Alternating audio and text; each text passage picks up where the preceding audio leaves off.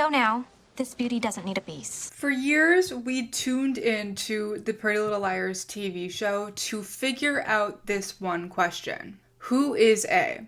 Who is terrorizing the four girls? So today, we're going to talk about who A was, specifically who was the very first A, but not of the TV show, of the Pretty Little Liars book series, which was the source material for the Pretty Little Liars TV show. I'm gonna warn you right now, if you don't already know who A is, or if you don't want to know who A is, like, I'm about to reveal that to you in about 0.2 seconds because I want to show the progression of this character and what we know of this character before we know that they're A, and then how they are revealed as A. But Mona Vanderwaal was the very first A in the TV show, and she was also the first A in the book series. So the first book is pretty much the pilot episode. But after those first four books, like after Mona was revealed as A, they just completely changed everything from the book series and ran with it. I think that was a poor choice because there's so many juicy topics that we're going to eventually discuss from the book series. I feel like I should turn on that lamp to make it cozier.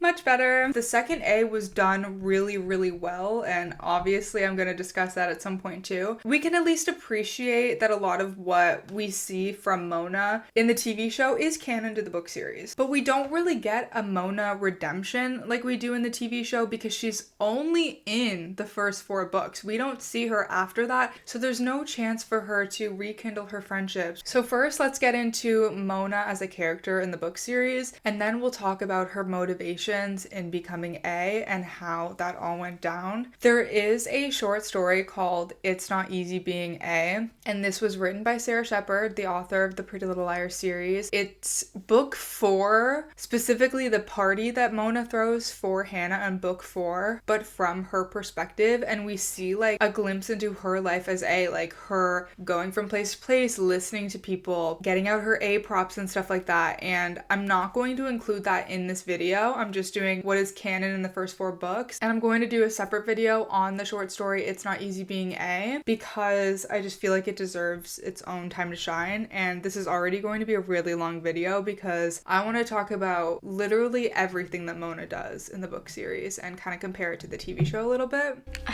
Oh, honey. That was like 2 personalities ago.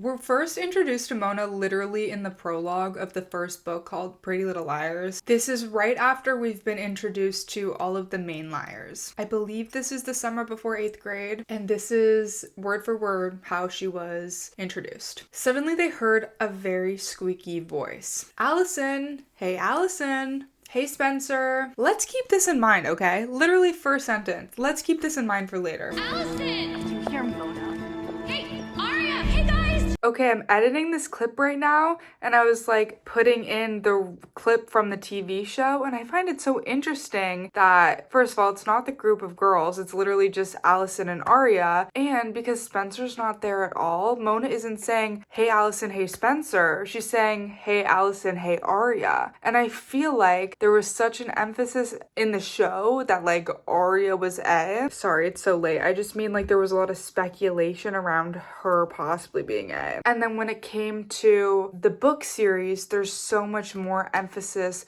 on Spencer being close to Allie, so it's interesting that the TV show is painting Aria not necessarily as being closest, but like she's in this clip instead of Spencer. I don't think anyone at the show thought this through. It's just an interesting comparison that I'm seeing now. Allison turned to the street. Not it, she whispered. Not it, Spencer, Emily, Hanna, and Aria whispered back. It was a game Allie had stolen from her brother Jason, who is a senior at Rosewood Day. Jason and his friends played it at prep school field parties when scoping out girls. Being the last to call out not it meant you had to entertain the ugly girl, while your friends got to hang out with her hot friends. Meaning essentially that you were as lame and unattractive as she was. In Allison's version, the girls called not it when there was someone ugly, uncool, or unfortunate near them. This time not it was for Mona Vanderwaal, a dork from down the street, whose favorite pastime was trying to befriend Spencer and Allison, specifically Spencer and Allison, and her 2 freaky friends, Chasey Bledsoe and Fee Templeton. Mona asks the girls if they want to come over and watch Fear Factor, and they all laugh and make fun of her. Now we're jumping to the present time when the girls are in high school. This is after Alison has already disappeared. It's been 3 years since Alison's disappearance. They really like fast-tracked the timeline in the TV show. Aria was in Iceland for a year, but in the book series, she was away for 3 years and she just came back. None of the girls have been friends in years. It's not like they just didn't talk for 1 year. I feel like not talking for 3 years makes a really, really big difference in their friendship as well.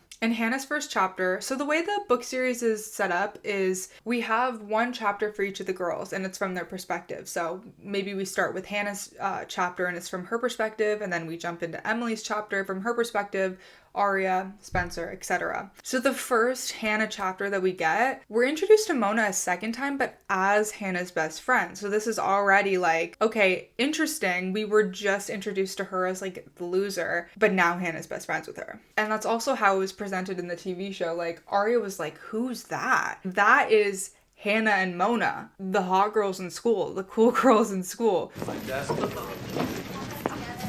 Is that Hannah? That's Mona? Can you believe it?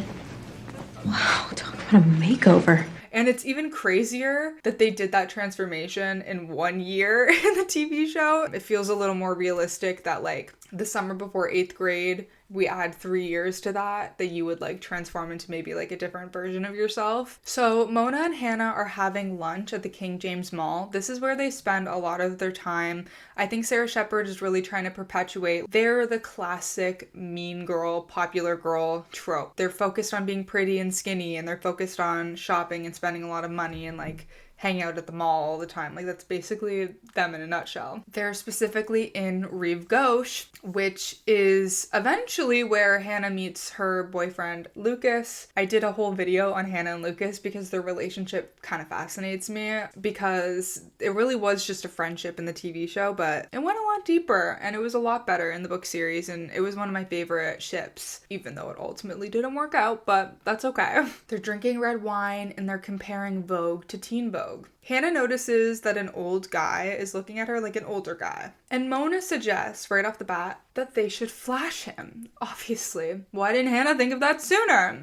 Without question, Hannah's like, bet this is, this is obviously like normal for them. Like they do this enough that it's normal. And they pull up their skirts and the guy is so shocked that he like spills wine all over himself. This is how we're introduced to their friendship. Then they threw their napkins onto their uneaten salads and they stood up to leave. So we're also getting the description here like they ordered salads, which is a very, very healthy meal, right? Like probably the healthiest option on the menu. And they were uneaten, like they didn't even eat the salads. And I can do a whole video on the way food is treated in this series in particular, or even just like teen shows and books in general from the early 2000s, because it really is something else. But it's notable specifically for this friendship because they were both overweight, or at least Hannah was, and Hannah has a lot of ED type tendencies. So we see that a lot in the friendship as well, and the more that Hannah gets stressed, the more that her eating patterns get really, really weird.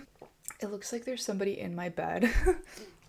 I have a body pillow there and a body pillow there, and I didn't want to like fully make my bed, so that's why it looks like that. So just ignore that. So here's a quote from the book that kind of sums up how this friendship came to be. They'd become friends the summer between 8th and 9th grade, when they both got cut from Rosewood's freshman cheerleading tryouts. Vowing to make the squad the following year, they decided to lose tons of weight so that they could be the cute, perky girls the boys tossed in the air. But once they got skinny and gorgeous, they decided cheerleading was passé and the cheerleaders were losers.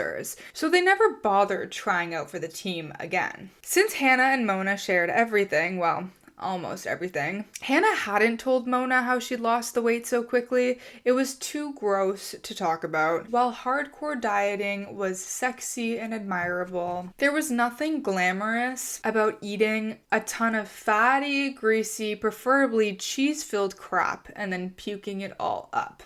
Hannah didn't tell Mona that she was throwing up her food, which is obviously an ED. Apparently, hardcore dieting is glamorous, but obviously it also is not glamorous. Mona says she wants to go shopping, and so they head over to Tiffany's. They're talking to each other like, oh, maybe a necklace this time, maybe a charm bracelet this time. The audience isn't quite sure what they're talking about yet, but if you've watched the show, you probably do know what they're talking about. So the saleswoman is helping Mona, and then Mona picks up this charm bracelet and puts it on her wrist. And then the saleswoman kind of looks away and starts helping another customer, and Mona puts the bracelet in her pocket. This is where we find out that they are in the habit of shoplifting, which is obviously very similar to the TV show, and that is how we're introduced to Hanna and Mona's friendship in the TV show as well. But of course, it's the Gucci sunglasses. I also think it's very interesting to introduce Mona in this way because even though she's not really the antagonist, like we don't know at this point that she's A. The girls haven't even gotten any A messages at this point. We're still portraying her as sort of deviant in a certain way. Like, this is not a perfect character. This is a flawed character. She does bad things. She's Hannah's best friend. You know, who is the mastermind of wanting to shoplift? We're not really sure. But since we see the story from the girl's POV, we're mostly on Hannah's side. It does, to a certain extent, reveal Mona to be kind of a bad guy, or at least like a bad kid, you know? But I absolutely love the scene in the pilot episode. Like, when I think of Pretty Little Liars,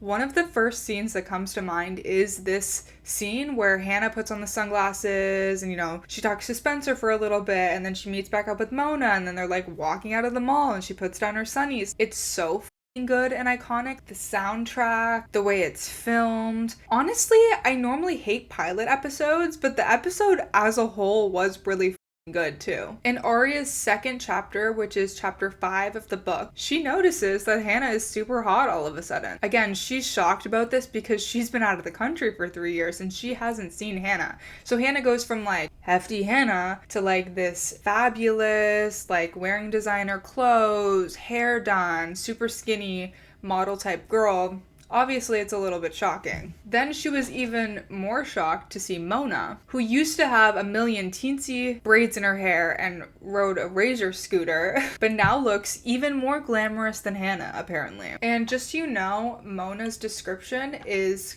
kind of similar to Allie. Like, there's a lot of times in the books where she's described as like looking kind of like Allie or getting mistaken for Allie. She has long blonde hair, and Hanna actually has auburn hair that she dyes because I guess her natural hair is a poopy brown, but she dyes it to be more like auburn. So we have kind of opposite looks happening, but that's nothing new. With the Pretty Little Liars TV show, they really just changed everyone's looks. But I think that they nailed the cast. Like, I wouldn't change anything. So at the very end of this chapter, we get our very first A message. A crazy, monumental moment. Aria, surprise! I wonder what your pig puppet would have to say about this. ... A. So if you're not aware, Aria has a pig puppet that her dad gave her in Iceland, I believe. This message comes right after she found out that Ezra was her teacher after their meeting in the bar. So they already made out in the bar. She goes to school on the first day. Ezra is her teacher. She gets this A message. Again, very, very similar to how it went down in the TV show. Obviously, this is notable because while Aria is seeing Mona for the first time as this like hot, glamorous girl, Mona is seeing that Aria hooked up with her teacher and is sending her an A message about it. And that was the very first one that she decided to send, which is also interesting to me because we mentioned before, I said, remember she mentioned Allie and Spencer? She has a weird connection to Allie and Spencer, so I'm surprised that she didn't start with Spencer. And Hannah's her best friend, so she didn't start with Hanna either. Starting with Aria is a very interesting choice. There's actually a few A messages that I forgot to include, so you're gonna see me jump in here and there just to include those. On page 74, Emily gets an A message that says, "Hey Em, sob, I've been replaced. You found another friend to kiss." A. In the show, this is very similar. Emily gets a handwritten note that says, "Hey Em, I've been replaced. You found another friend to kiss." We basically just take out the sob, but it's very consistent. Obviously, this is referring to Emily dating Maya, and A is just taunting her about liking Alison in the past and how she has this pattern of having crushes on her friends, which is true. It's Emily's main thing. But I also think the way this is phrased is very interesting because at this point, A is pretending to be Alison. We don't know if Alison is just missing or if Alison is actually dead, but the way it's phrased, I've been replaced, makes it seem like this is Alison texting Emily, which just makes it a lot more eerie. And then on page 83, Spencer gets an email from A. Spencer, covet is an easy one. When someone covets something, they desire it and lust after it. Usually it's something they can't have. You've always had that problem though, haven't you? A. This was sent after Spencer and Ren hook up, and it's obviously referring to the fact that back in like 7th grade or whatever, Spencer also kissed Ian, both of those men being her sister Melissa's boyfriends. And definitely not age appropriate, might I add, especially Ian, who kissed her while she was in grade school. On page 92 of the first book, Wilden comes to Hannah's house to arrest her for stealing the Tiffany bracelet.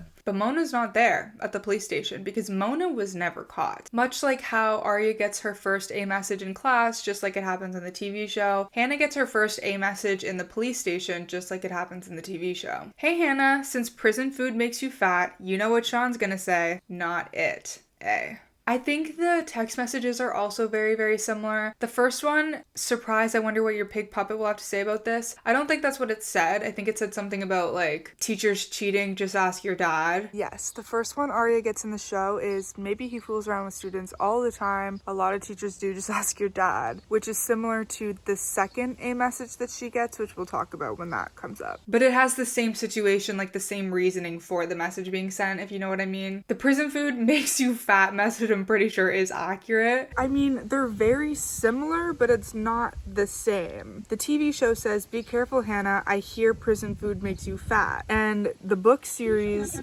said, since prison food makes you fat, you know what Sean's gonna say, not it. But I guess not it wasn't really a thing in the TV show, so that makes sense. And why am I like analyzing this so deeply? I'm really not sure. Then in chapter 11, Hannah and Mona are lounging on the outside terrace at Yam, the organic cafe at Mona's parents' country club. They're looking at people and judging what kind of plastic surgery they've had done. Mona asks Hannah if she thinks Aria has gotten her boobs done because Aria is depicted as having like really big boobs in the book series. Hannah says no, she didn't get them done and brushes this off. She always feels very, very uncomfortable when Mona brings up her old friends because her and her friends used to bully Mona before Hannah and Mona became friends, and that's not something they ever talk about. And that becomes important in the short story that I mentioned earlier, It's Not Easy Being A. Mona thinks that a lot would have been different if Hannah and the other girls had just acknowledged how shitty they treated her and apologized for it. And we see some remorse from her here and there too.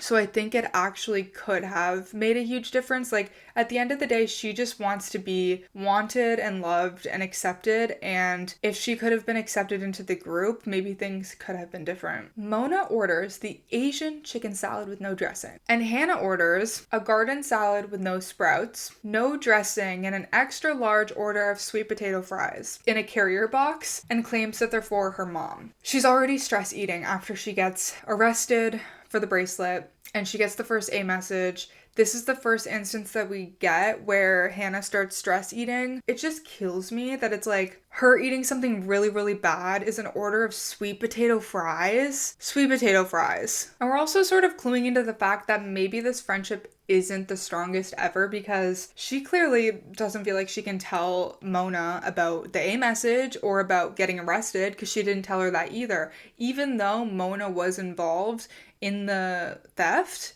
she can't tell Mona that she got in trouble because she would look like a loser, like she would look uncool. And the ironic part is that Mona already knows Mona is A and Mona sent that message to her. Hannah then spots Wilden, who obviously has just arrested her the day before, and she starts acting very like awkward and weird, obviously, because she doesn't want him to see her and she doesn't want Mona to know that she was arrested. Mona jokes that Hannah could probably hook up with him, even though he's a grown-ass man and a police officer. Oh my god, Rosewood is something else. The age gap relationships and things that go down are absolutely crazy. Why is everyone attracted to high schoolers? But I will say, I do really like Wilden in the book series. He gets into some interesting relationships. He really wants to help the girls. There really aren't that many problems with him. And I kind of want to do a video on him too, so add it to the list. But Mona's like really pushing the situation. She's like, oh my god, he's so hot. And Hanna is feeling very, very uncomfortable. Hannah's like, I'm not gonna hook up with him. I'm going to Noel's party with Sean. Sean is literally her boyfriend too, so the fact that Mona is suggesting her best friend goes and hooks up with this other random guy is really fucking weird. Mona's like, okay, if you're gonna go with Sean, then maybe I'll hook up with Wilden. And Hannah's like, no. And Mona's like, why? It would be fun. Hanna digs her fingernails into Mona's arm and says,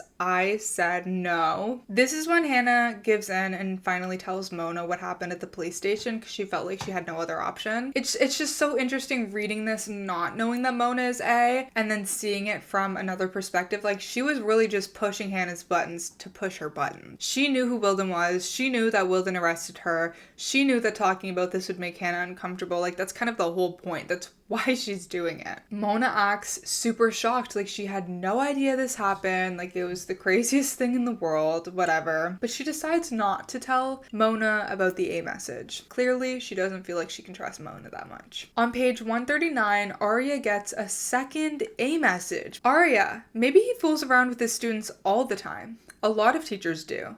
Just ask your dad. A. And there we go. This is the one I was talking about. I guess this is like the first one that she gets in the TV show. On page 157, Hanna gets another A message that says, Hanna, even daddy doesn't love you best. A. And this is when Hanna was very, very insecure about her dad because her dad has started like an entire new family, married this, or is engaged to this lady named Isabel, and has a new stepdaughter named Kate who's like perfect and he really, really loves her and everything. And a lot of Hannah's A messages specifically target her dad because that's a huge insecurity for her. So chapter 21 is Noel's party, and it's again very similar to the TV show where we get Noel's party. Hannah's boyfriend Sean has taken a virginity pledge. He is very against sleeping with her. Basically just like the first season of Pretty Little Liars, Sean does not sleep with Hanna. Hanna is very insecure about this, like asking if she's not enough or what the problem is, like why he doesn't want to sleep with her. He says, I'm just trying to be choosy about sex. Like obviously I don't think it's right for her to pressure him into anything, and I don't think it's right what she does after this, but saying that he's just being choosy about sex when you're literally in a relationship with her is such a diss. Like, that's so mean. And if someone said that to me, I probably would have crashed out too. She then obviously steals the keys to his dad's BMW. We'll get back to this. But on page 206, Aria gets another A message. Aria, that's some kind of extra credit. Love you. P.S. I wonder what your mom would think if she found out about your dad's little study buddy and that you knew. Okay, wordy. So this is obviously after Aria has already gone to Ezra's apartment. She is hooking up with her teacher. A, Mona, knows about it. And Mona also knows Aria's dad had an affair with Meredith, one of his students, and that Aria found out about it with Alison and didn't tell her mom. The way this was handled in the TV show was actually a lot better because Aria's mom ends up really, really blaming her for what happened and even kicks her out of the house for not telling her. And I just think that's so up because Aria was obviously put in a terrible position. Her dad asked her not to tell, all this stuff. Again, a topic for another video. On page 213, Spencer gets another message, but it's from AAA. It's like an IM. I already told you, kissing your sister's boyfriends is wrong. Same night of the party, Hanna drives the car over to where Mona is. They've both been drinking. Mona gets into the passenger side of the BMW. Mona sees that Hanna has been crying and actually does really try to be like comforting and kind to her, but Hanna brushes her off. Okay, I have somewhere to be, but I'll finish this video later. See ya! You guys! It is summer Look at my summer outfit. I'm so happy. It is time to talk about our favorite A villain, Mona Vanderwaal. We have so much more left to discuss. When we left off, Hanna had just picked up Mona and Sean's dad's car. They've both been drinking. So now they're driving around, they're having the best time, they're playing Baby Got Back. Super important detail, apparently. Mona says, "That's more like it." Hanna says, "Hells yeah." Mona decides that she wants to stop by Wawa. This is a convenience store for my Canadians who have never heard of Wawa. I've literally never heard of Wawa until I read this book series. There's a delivery guy at Wawa, and Mona asks him if she can have his hat. I know this seems like a small detail, but it's very, very significant, and we will talk about why later. The guy gives her his hat without even a word. They end up stealing a bunch of snacks. They get back in the car, they start driving, and then another car pulls up next to them and starts revving the engine. When the light turns green, Hanna gasses it, and then the other car, which is a Porsche, starts racing her. But Mona's really instigating this for some reason. She's telling Hanna to continue, like, yeah, keep going, drive faster. But when Hanna rounds the corner, a deer steps into the lane. She hits the brakes, they start swerving to the right. The car skids, it starts to spin. They're both okay in the end, but the car is completely totaled. Hanna says, "Sean's gonna and then they both laugh and they leave the scene. I just showed the clip so you can see that Mona wasn't actually with Hanna in the TV show when she crashed the car. And the tone is very, very different. Like, this is something Hanna is doing and she's ashamed of it, versus in the book series, this is like funny to them. Like, Hanna is really crashing out and Mona thinks it's really funny, so Hannah's kind of like latching onto that attention. On page 226, Emily gets an A message that says, "Thought you might want this back. Love, A." And it's on the back of a love letter that she wrote to Allie. Obviously, remember in the show, one of my favorite episodes from the show, actually, the episode where there's that huge storm and they're at school to write a test, but then the test gets postponed because of the storm. And then Wilden finds the note that Emily wrote to Allie. It's that type of vibe. But seriously, what a great episode that was. It's one of my top episodes of TV in general, like across the board, comfort TV, comfort shows. I love that episode. Even like that scene of Aria and Noel singing, like, it's just so comforting to me. I love it so much. And then on page 240, Wilden comes to Hanna's house to arrest her again, and Hanna gets an A message that says, "Hanna, remember the Kate toothbrush? Thought so. A." This is obviously referring to the one time that Hanna used Kate's toothbrush to throw up the lunch that she had. The first time she ever met Kate, who is her dad's new stepdaughter, Allie went with her. So Hannah's dad often called her Little Piggy, and when they went to visit, Hannah's dad called her Little Piggy because Hanna like ate a bunch of food, and she started feeling really insecure because she's already feeling insecure next to Allie and she's feeling insecure next to Kate, and Kate and Allie were kind of acting like, I guess, like best friends and cliquey in the way that like pretty girls might do, and Hanna felt left out. So she went inside, she saw Kate's toothbrush and she used it, and that was the first time that she had ever like thrown up her food. So Allie ends up witnessing this, but it's different than the TV show because in the TV show, Allie was the one that encouraged it, and that was just so much more evil in my opinion. So the show making it even more evil is crazy. A is basically doing everything A can do to make Hanna feel insecure about her dad. And at this time, the girls are really like, oh, this has to be Allie. Like, Allie has to be A, because nobody else knows this information except for Allie. In chapter 30 of this book, Maya tells Emily that they found Allie's body. And like I just mentioned, this is kind of a pivotal moment because up until this point, they were pretty convinced that this was Alison. Like, for the first book, it seemed like A was for Alison, and maybe she wasn't dead after all. She was just missing for a year or 3 years, sorry. But now this shows that there's some other random stranger terrorizing them, and their best friend is really, really gone. On page 271, Hanna finds out that there was security footage of her stealing from Wawa, but Mona's not caught on security footage stealing. You want to know why? Because she was wearing that trucker hat, and her face was hidden. So only Hanna gets in trouble for this, not Mona. And it's so interesting to see these like clues right at the very beginning because yeah, it's just so random that Mona asked this random guy for a hat. Just like it's so random how they flash random guys. Like it just seems like one of those things. But when you consider the fact that she has been A this entire time, you realize that yeah, she's doing this on purpose. Like she wanted Hanna to be caught on video and she wanted to make sure that she wasn't going to be a part of that. They're not just having fun when she's encouraging Hanna to like rev the engine. She's trying to hurt her. Then, just like at the very end of episode 1, after Ali's funeral, they get the message, "I'm here, bitches, and I know everything. A." And that was the first message that they like got as a group rather than individuals. So at the end of every single book, we get an A message that's like very long and kind of directed toward the readers to recap everything that happened and kind of give like a sneak peek into the next book. This one says, "I bet you thought I was Alison, didn't you? Well, sorry, but I'm not. Duh, she's dead." Notice how the language is very catty-like, very girl-like, very Mona-like. Nope. I'm very much alive, and I'm very, very close. The whole message is longer than this, but my point is, A is not Ali. Whoever A is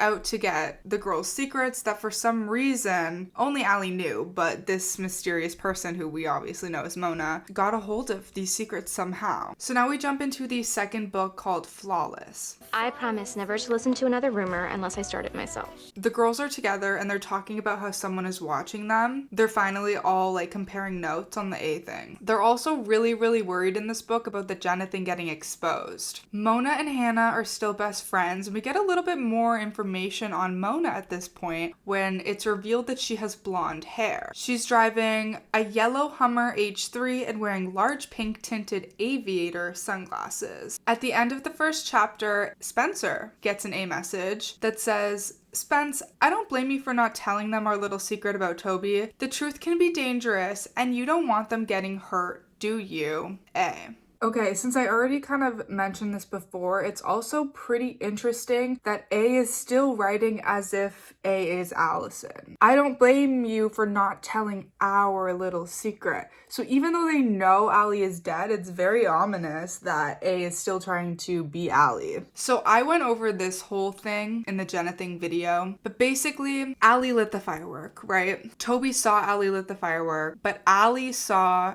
Toby essaying Jenna. Ali tells Spencer this information, but not the rest of the girls.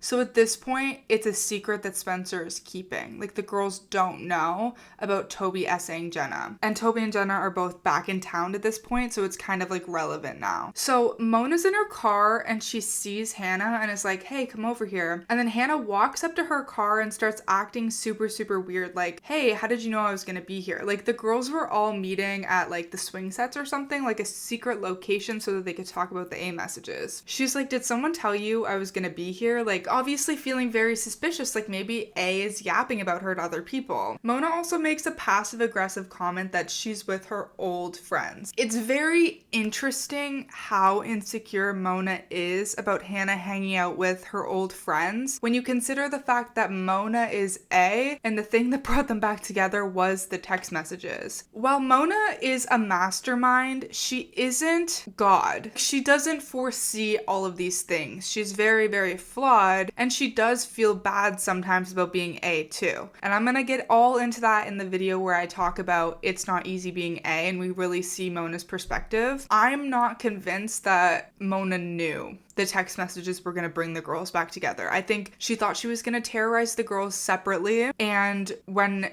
she saw them getting close, she's like, "Oh, you know, this was supposed to be my revenge and now it's backfiring on me and I feel like insecure, like I'm losing my best friend." And then Mona mentions that they need to find dates to Foxy. So Foxy is this big dance that's coming up. The Foxy dance in the book series is equivalent to the homecoming dance that they go to in season 1. On page 39, Emily gets an A message that says, "Still enjoying the same types of activities with your best friends, I see. Even though most of us have totally changed, it's nice to know you're still the same.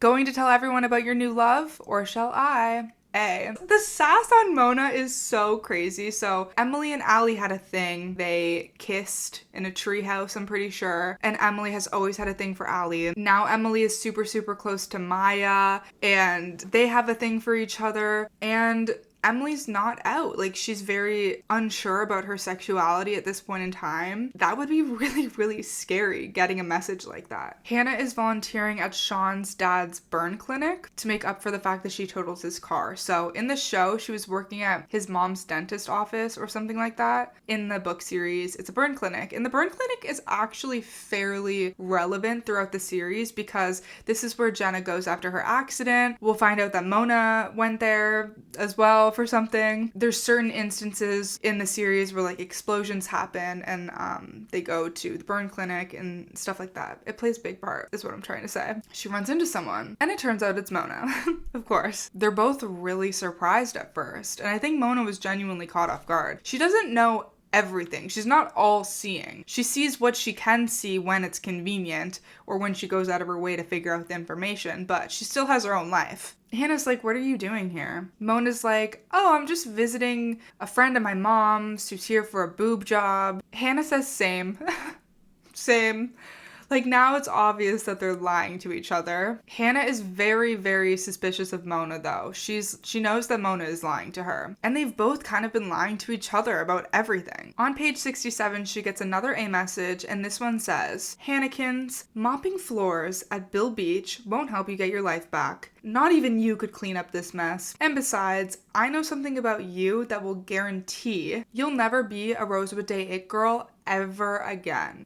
I've talked a lot about Hanna, but as we know, Hanna is obsessed with popularity. Her popularity means everything to her, and this is a huge part of why her friendship with Mona means everything to her. We're gonna get into like some of the terrible things that Mona does to her, not as A, but just as Mona, just as her best friend. Hanna feels very desperate to keep this friendship because she is desperate for popularity. So it's kind of smart for Mona to use this to her advantage, but she clearly knows her best friend pretty well. But also because she's the same, like popularity matters to Mona just as much. Hanna decides to respond back, and I think this is the only time in the book series that they actually do that. I feel like if someone was terrorizing me, I would probably respond back.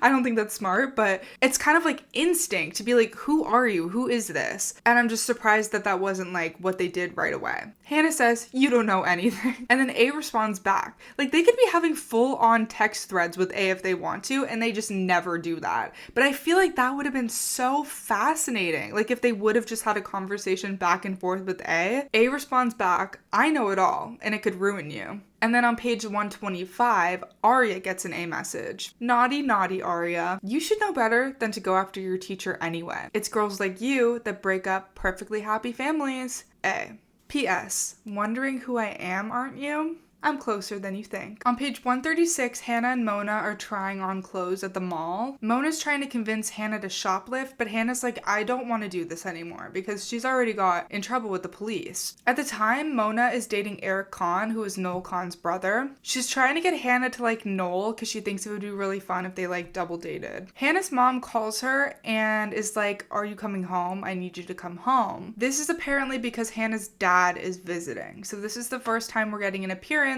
from Mr. Marin, who ends up playing a pretty large role in the series as a whole, and he's one of the worst dads ever. Hannah's getting really insecure again about the fact that he's marrying Isabel, but she decides to lie to Mona about what that phone call was really about. She reveals like to the readers that when her and Mona first became friends, she lied to Mona and told her that her dad was dead. Now again, if we're thinking in retrospect, Mona is sending these A messages to Hanna where she's like, your dad's gonna hate you. What's your dad gonna think? Like, obviously Mona already knows that this was a lie. It's just so messy. She ends up coming clean to Mona. She's like, my dad isn't actually dead, we're just not in touch right now. Mona sounds really hurt at first. She also finds out that Hanna was at the Y. Hanna can't tell Mona why she was there, and this pisses Mona off. I'm pretty sure Hanna was there because Sean was there for like a virginity pledge meeting, and she doesn't want to tell Mona that she wants Sean back, or that she was at the Y, or that she was going to a virginity pledge meeting, because again, like, her and Mona are so obsessed with popularity that she doesn't want Mona to think think badly of her or to judge her. Like, this isn't really a true friendship. This isn't a good friendship. They kind of just use each other for social status. Not that they aren't friends, but they're kind of fake to each other. Mona's being very passive aggressive about this. I mean, I'd be probably annoyed too if this was happening. Then Hanna comes clean that she did go to the virginity pledge meeting. Hanna ends up leaving, but this was just an overall really weird conversation that the two of them had. And I think it shows where their friendship is at the time where Mona is starting out these games. On page 135, Emily gets an A message. Emily, how about this picture of you for the yearbook instead? You wouldn't want this to get around, would you? A. And attached is a picture of Emily and Maya in the photo booth, so it's just further confronting Emily about the fact that she's gay. On page 155, Aria gets an A message that says, 2 choices, make it go away or tell your mom. I'm giving you till the stroke of midnight, Saturday night Cinderella, or else A. Not sure how? Here's a hint. Strawberry Ridge Yoga Studio, 7:30 a.m. tomorrow. Be there. This is where Meredith works. So A is trying to get Aria in a very sticky situation. Aria doesn't want her mom to find out about the affair or about the fact that Aria knew about the affair the entire time. On page 167, Hanna gets an A message that says, 4 simple words. Okay, why are we speaking in riddles all of a sudden? Hanna Marin blinded Jenna. What would Daddy think about it? Like, now we're just getting repetitive. Like, oh my god. Everything is about Mr. Marin. I hate that man. I'm watching you, Hanna, and you better do what I say. A. And then on page 189, Spencer gets an A message that says, want the easy A? I think you know where to find it. This is a reference to the fact that Spencer wants to steal Melissa's paper. Obviously something that happened in the TV show, but definitely happened in the book series as well. And it even went further in the book series. Like, she ends up winning, getting interviewed. It was a whole thing. I could do a video just on that. I will never run out of Pretty Little Liars videos. Like, there's a never-ending amount of topics that I could do, truly. But I also think this is funny because later on in the series, Spencer gets addicted to this called Easy A. So there's kind of a bit of foreshadowing there. And as much as the TV show veered off path, I guess, from the original book series, they did show Spencer's problem later on in the show, and I did appreciate that because I feel like that's a huge flaw of her character and a huge thing that she had to overcome. And also her not being sure like if she hurt Allie was very intertwined in that. P.S. You hurt me, so now I'm going to hurt you. Or maybe I should hurt a new certain boyfriend instead. You guys better watch out. I'll show up when you least expect it. A. I feel like this is kind of telling. A is being like, hey, I'm someone that you hurt. So you think the girls could have just sat down and been like, okay, so who could this be? Like, who have we hurt? Who have we bullied? Who might have it out for us because of our friendship with Allie? And I think this does play a part in why they thought Jenna was A for a while. Like, you hurt me. Obviously, A is trying to like guilt Hanna about that already too. So it does make sense. But when it turns out not to be Jenna, like, we could have revisited this and been like, okay, so who else has motive? They don't do that much investigation or brainstorming into who this person could possibly be. Like, how many people do you know at 17? How many people have you hurt so badly that they would go out of their way to target all of you? Clearly all of you, all of these secrets that Allie knew, like, clearly it's someone that Allie hurt or has connection to Allie in some way. No, we were just living our lives, letting shit happen, basically. I mean, there were times where they investigated, but I feel like they went really hard into the investigation, like, near the tail end of the series, and there are 18 books, by the way. Also, this is around the time that she's dating Ren, who was engaged to Melissa, but her and Ren have, I would say, more of a relationship in the book series than they did in the show. I want to do a whole deep dive into Spencer's love interest because a lot of people were shocked when they found out that Toby died in the book series and that Spencer and him were never a thing. So I think that would be a really interesting topic. On page 195, Hanna gets an A message that says, hi again, Hanna. I want you to read Naomi and Riley, the sentences below just as they're written. No cheating. And if you don't, everyone will know the truth about you know what, aka the Jenna thing. That includes Daddy. Are we serious? Are we actually serious? And this is what A wants her to say to Naomi and Riley. I tried to get in Sean's pants at Noel's party, but he dumped me instead. And oh yeah, yeah, I make myself throw up at least 3 times a day. As a refresher, Naomi and Riley were friends with Alison, but then Alison dropped them and became friends with the 4 girls. And they end up becoming rivals to Hanna and Mona, so they're kind of like their enemies. And obviously, A wants Hanna to embarrass herself, but I do find it interesting how Mona is just as obsessed with popularity as Hanna is, and they do use each other for status. So you would think that embarrassing Hanna would kind of make Hanna not as cool or popular. In turn, like, they're a package deal, right? Like, you think this would affect Mona's reputation as well, but that's not really like something she thinks about. Or maybe she's just so wrapped up in the game and she's so, maybe being A overshadows her need for popularity. So Hanna does end up doing this. She kind of like spits it out really, really fast. And then on page 231, Hanna gets another A message that says, "Since you followed my orders so nicely yesterday, consider this a gift. Get to Foxy now. Sean's there with another girl." A. Spoiler alert, but the person that Sean's there with is Aria, because Sean and Aria actually date in the book series, and every time I remember this, I'm just shocked to my core because I cannot believe they were together. But to be fair, Aria has a very long relationship with Noel Kahn, and Sean and Noel aren't too far off. Like, they're both jock high school boy vibes. I guess it's just interesting to me that that seems to be Aria's type, because she hates like typical Rosewood people so much. But yeah, they date for a while, and she even lives with him for a while because of her mom kicking her out of the house, which, yeah, topic for another video. Hanna goes to Foxy, sees Sean and Aria there together, and is really upset, obviously. I did like an Aria kind of character description deep dive on TikTok. A lot of people said that they don't like Aria. A lot of people do love Aria, to be fair, and I love Aria, but some points were made about her being a bad friend, and I think this is one of those things that always comes up for me in the book series. The fact that she dated Sean, Hanna's ex, and not just Hanna's ex, like someone that Hanna recently, very, very recently dated. Hanna loves him, and Hanna at this point like wants to get back together with him too. And even though Hanna and Aria aren't super close, like they're still going through this A thing together, and they still were friends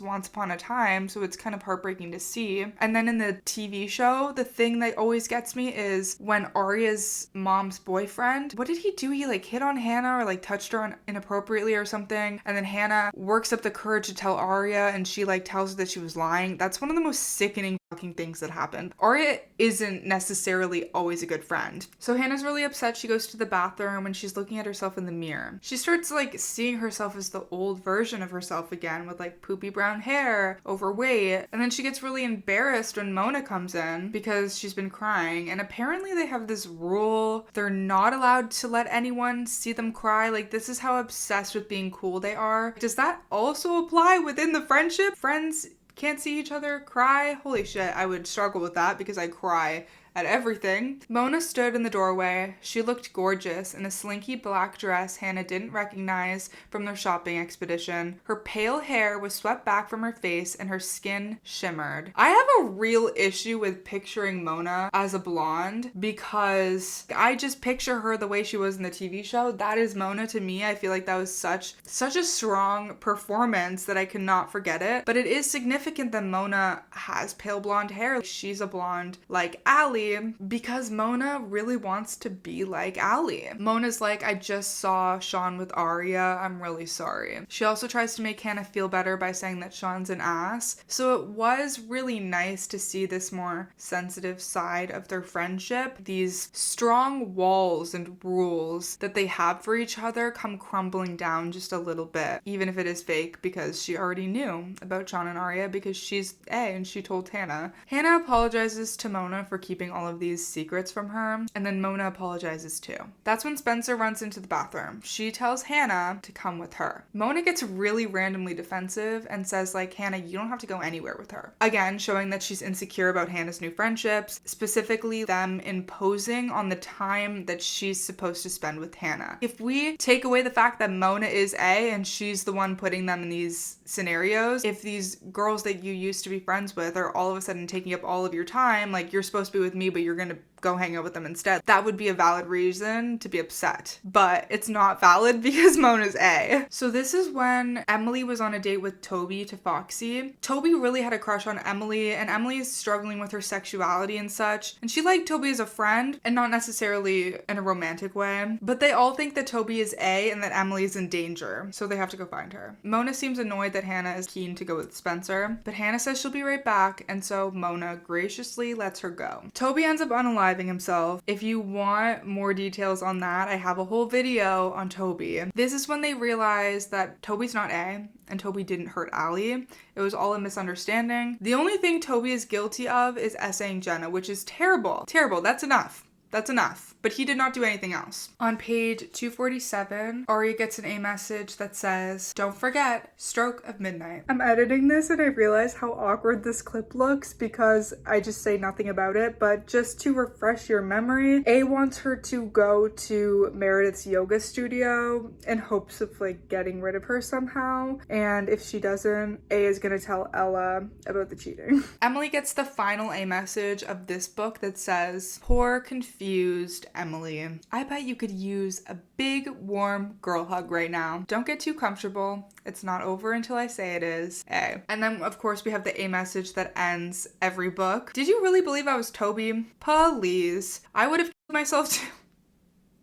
Whoa.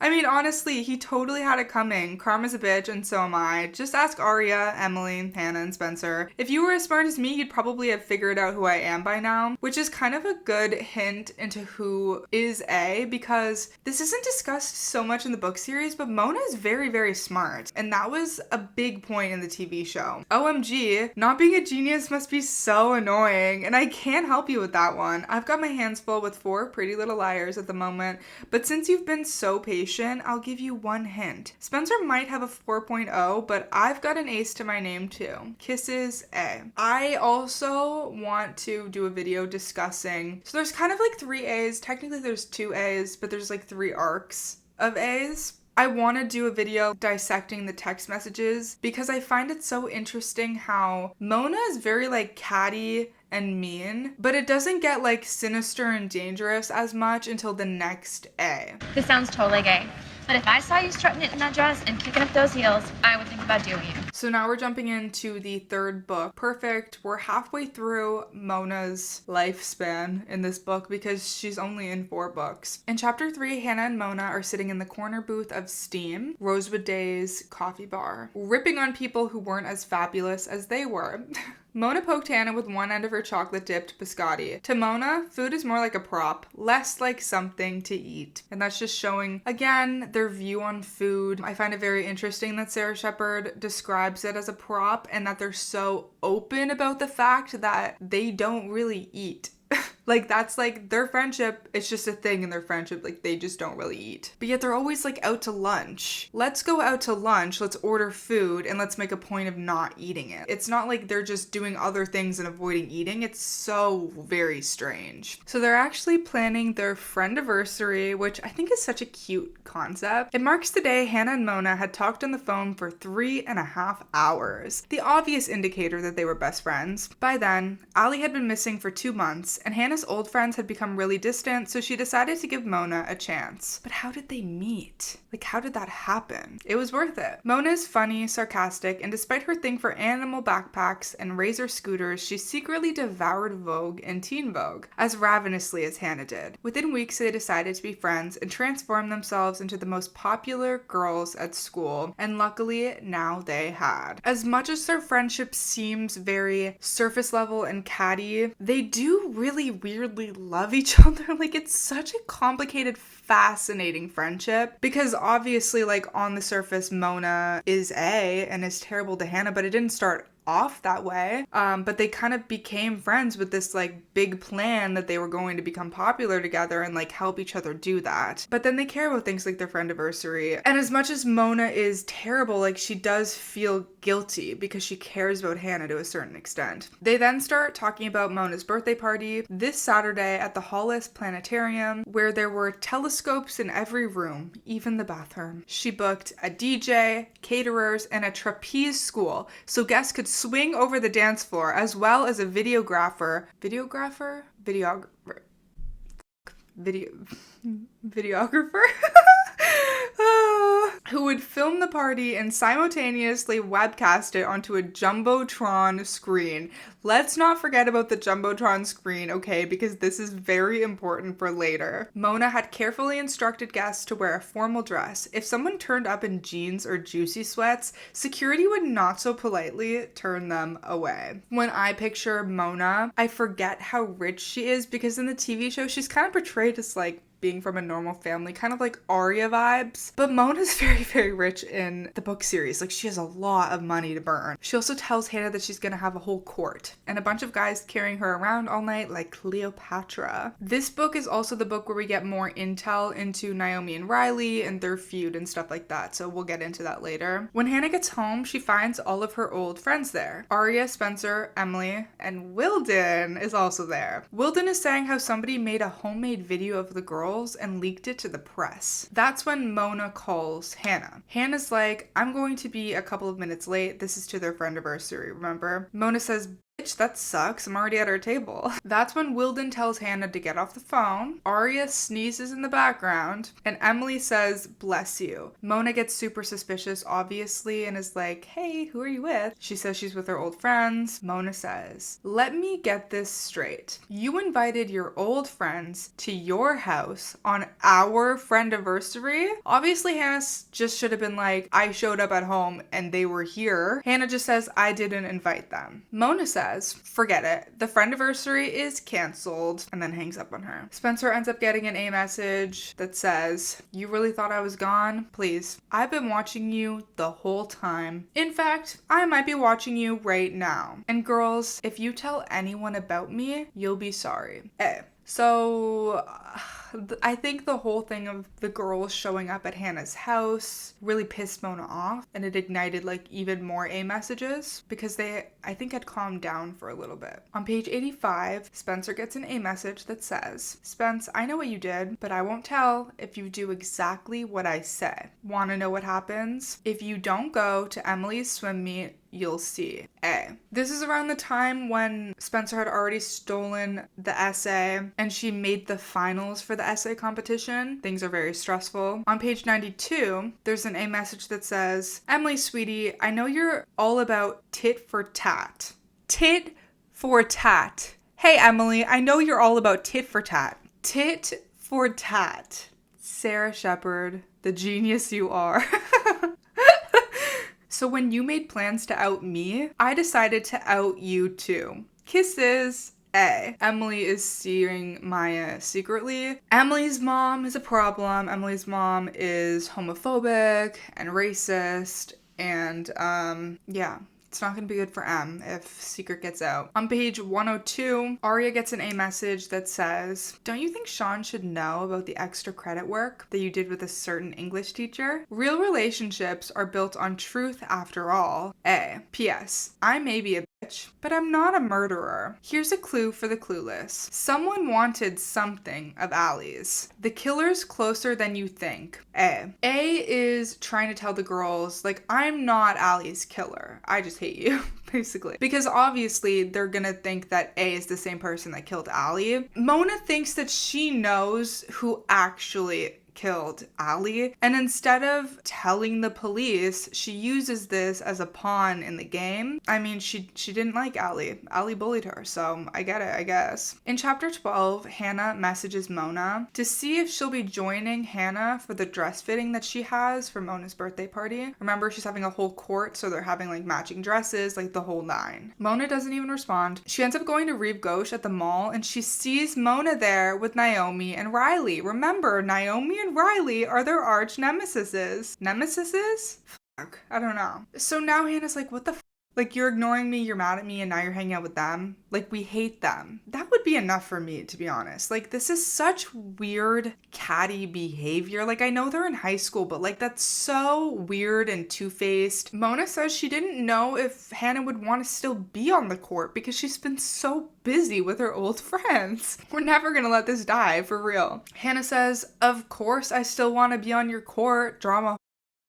I love that. I love that. Mona says, okay, hubbykins. Hanna says, bitch. Mona says, Hanna giggles because apparently Mona and her have like catty little fights like this all the time, as girlfriends do. Mona says, I decided more the merrier. That's why I invited Naomi and Riley. Hanna's obviously confused considering they're enemies, but alright. Hanna can be appeased very, very easily. Mona being a doesn't matter to her as much as the fact that she doesn't have Mona's friendship. Like, the second Mona's ready to forgive and forget, Hanna's also ready to forgive and forget. She doesn't really care. She doesn't really care as much about the things that have happened in the past as much as she cares about things being okay now. But then she remembers all the times that her and Mona have fake friended Naomi and Riley, basically to bully them. Such as Hanna fake friended Naomi one time by pretending that she and Mona were in a fight, winning over Naomi's confidence, and then stealing a cheesy love letter that she wrote and anonymously posting it all over the school. So I don't know how many times you can get away with fake friending someone before they finally catch on, but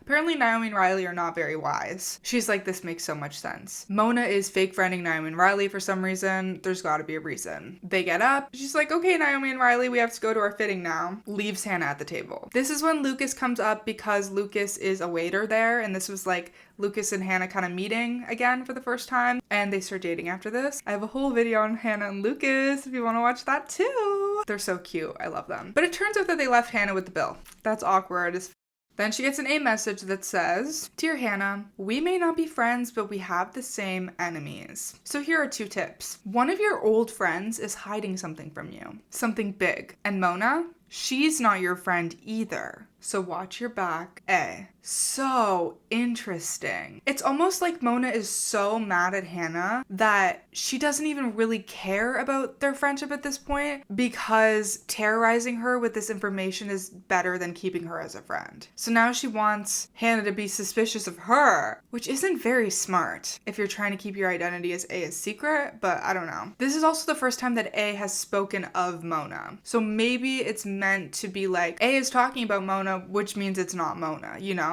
On page 124, Spencer gets an A message that says, Dear Miss Finalist, how would you like it if I told your secret right now? I can, you know, and if you don't watch it, maybe I will. A. Hanna is waiting for Mona outside because she has a surprise for her. She's really trying to make things up to her for her birthday. There is a plane writing letters in the sky. Mona shows up and she's like, oh my god, Naomi and Riley got me Lexi for my birthday. This is just some made up singer. She's gonna sing at my party, so exciting. Hanna's like, look what I did for you. Look up in the sky. To which the sky writing reads, get ready to fart with Mona.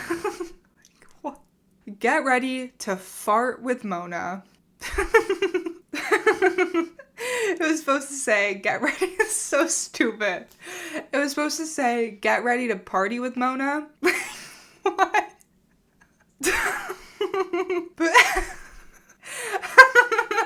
But everyone is reading this skywriting and it's like getting really grossed out, which I find so funny because like, why is your first inclination to get like grossed out? Like, you would probably just be like, okay, that's weird, like what, and just move on with your day. But they're like, this is so gross.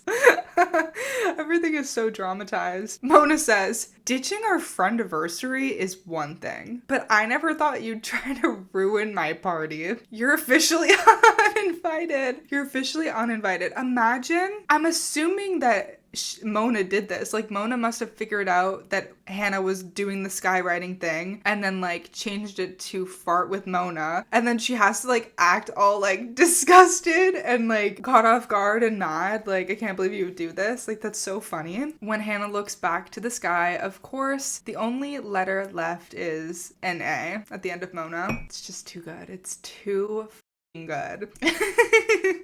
In chapter 19, I can't stop, like, dude, it's not even that funny. Like, it's actually like 3rd grade humor. In chapter 19, Hanna keeps hearing all these like really bad rumors about herself, and Mona is still not answering her phone. Hanna goes up to Mona and is like, are you saying stuff about me? And Mona says, nothing that's not true, and then basically calls her a loser. She then goes up to Naomi and Riley and starts whispering. I think the rumor was that she got lipo. Oh no, The rumor was that she's a klepto. In the TV show, the rumor was that she got lipo. And then this is a long story that I discussed in the Lucas and Hanna video, but basically Hannah's super upset. She goes into the bathroom. The toilet explodes on her. She realizes she's in the men's bathroom. Lucas comes in and saves her. This isn't really important, but I just want to show where we're at in her relationship with Lucas because it gets a little bit more important later on. Then she gets an A message that says, Hannah, remember when you saw Mona leaving Bill Beach? Plastic surgery clinic?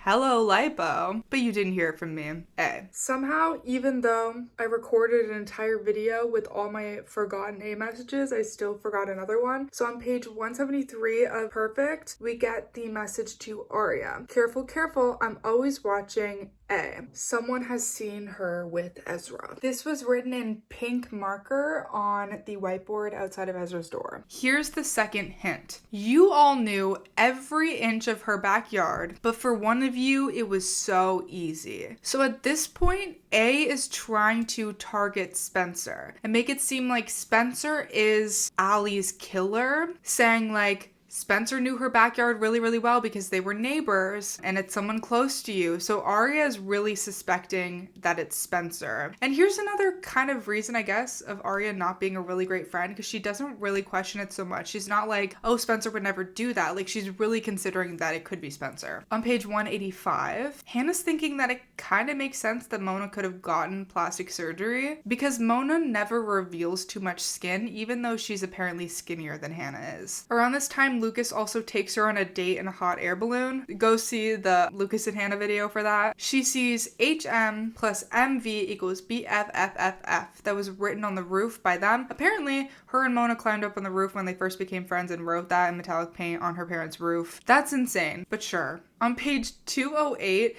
Hannah is at the mall getting her BlackBerry checked. She's afraid that it's broken because she's not getting any text messages, and that is the funniest shit I've ever heard. Not as funny as part with Mona, but pretty fucking close. She decides that she's going to just buy a whole new phone. Not only did Mona ditch her, but apparently this has had a huge impact on her popularity, and everyone else has ditched her too. That's when she sees Mona at the mall with Eric Kahn. Mona's light blonde hair stood out against her charcoal gray turtleneck sweater dress, black tights, and tall black boots. She had painted her nails with Chanel's limited edition black liqueur. Hannah remembers the time they'd stolen 2 bottles from Sephora. The memory nearly brought tears to Hannah's eyes. Without Mona, Hannah felt like a great outfit without matching accessories, a screwdriver that was all orange and no vodka, and an iPod without headphones. She just felt wrong. So again, like as much as their relationship is strange and Mona's not that nice to her, Hannah really, really loves Mona.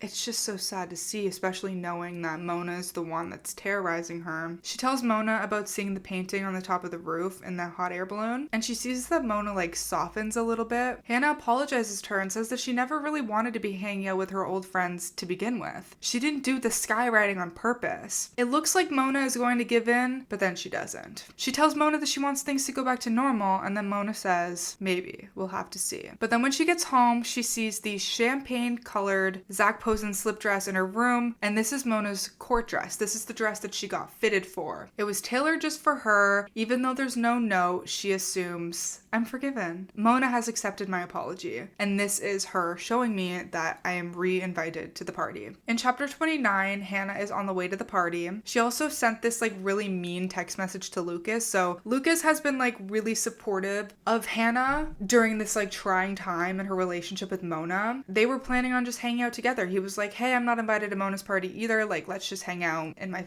infinity pool or whatever. And she's like, basically, you, I'm going to Mona's party, and is super mean to him. And this is after she has really started to like him and even told him about A. She literally told him about A, and she's starting to catch feelings for him, but the second she thinks that she is forgiven, she chooses Mona and popularity over him. That's a huge thing in their relationship, and I talk about that a lot in the video, by the way. Even though Mona has been terrible to her, she chooses Mona, and she chooses being popular over him. Apparently, this dress is way too too tight on her though. Every time she moves, she could hear the tiny threads tearing. She starts thinking about all the Cheez-Its she's been eating. What happened was Mona, as A, sent Hanna the dress, but it wasn't the exact dress that she had tailored to fit her body. It was a dress in a much smaller size. It was designed specifically for Hanna to feel fat and insecure. Naomi and Riley make fun of her in her dress when she gets there. She sees that they're wearing green dresses, and obviously Hanna is in a champagne colored dress. Hanna's confused. I thought the court dresses were champagne, not green. What's going on? When she sees Mona, she realizes that Mona is in the exact same dress that she's wearing, the champagne colored dress. Except it doesn't look too tight on Mona. It actually looks perfect on Mona. She looks beautiful. Mona's like, where the hell did you get that dress? Hanna's like, you sent it to me. You know, you accepted my apology. You sent me the dress, duh. Mona stared at her like she was crazy. She pointed at Riley.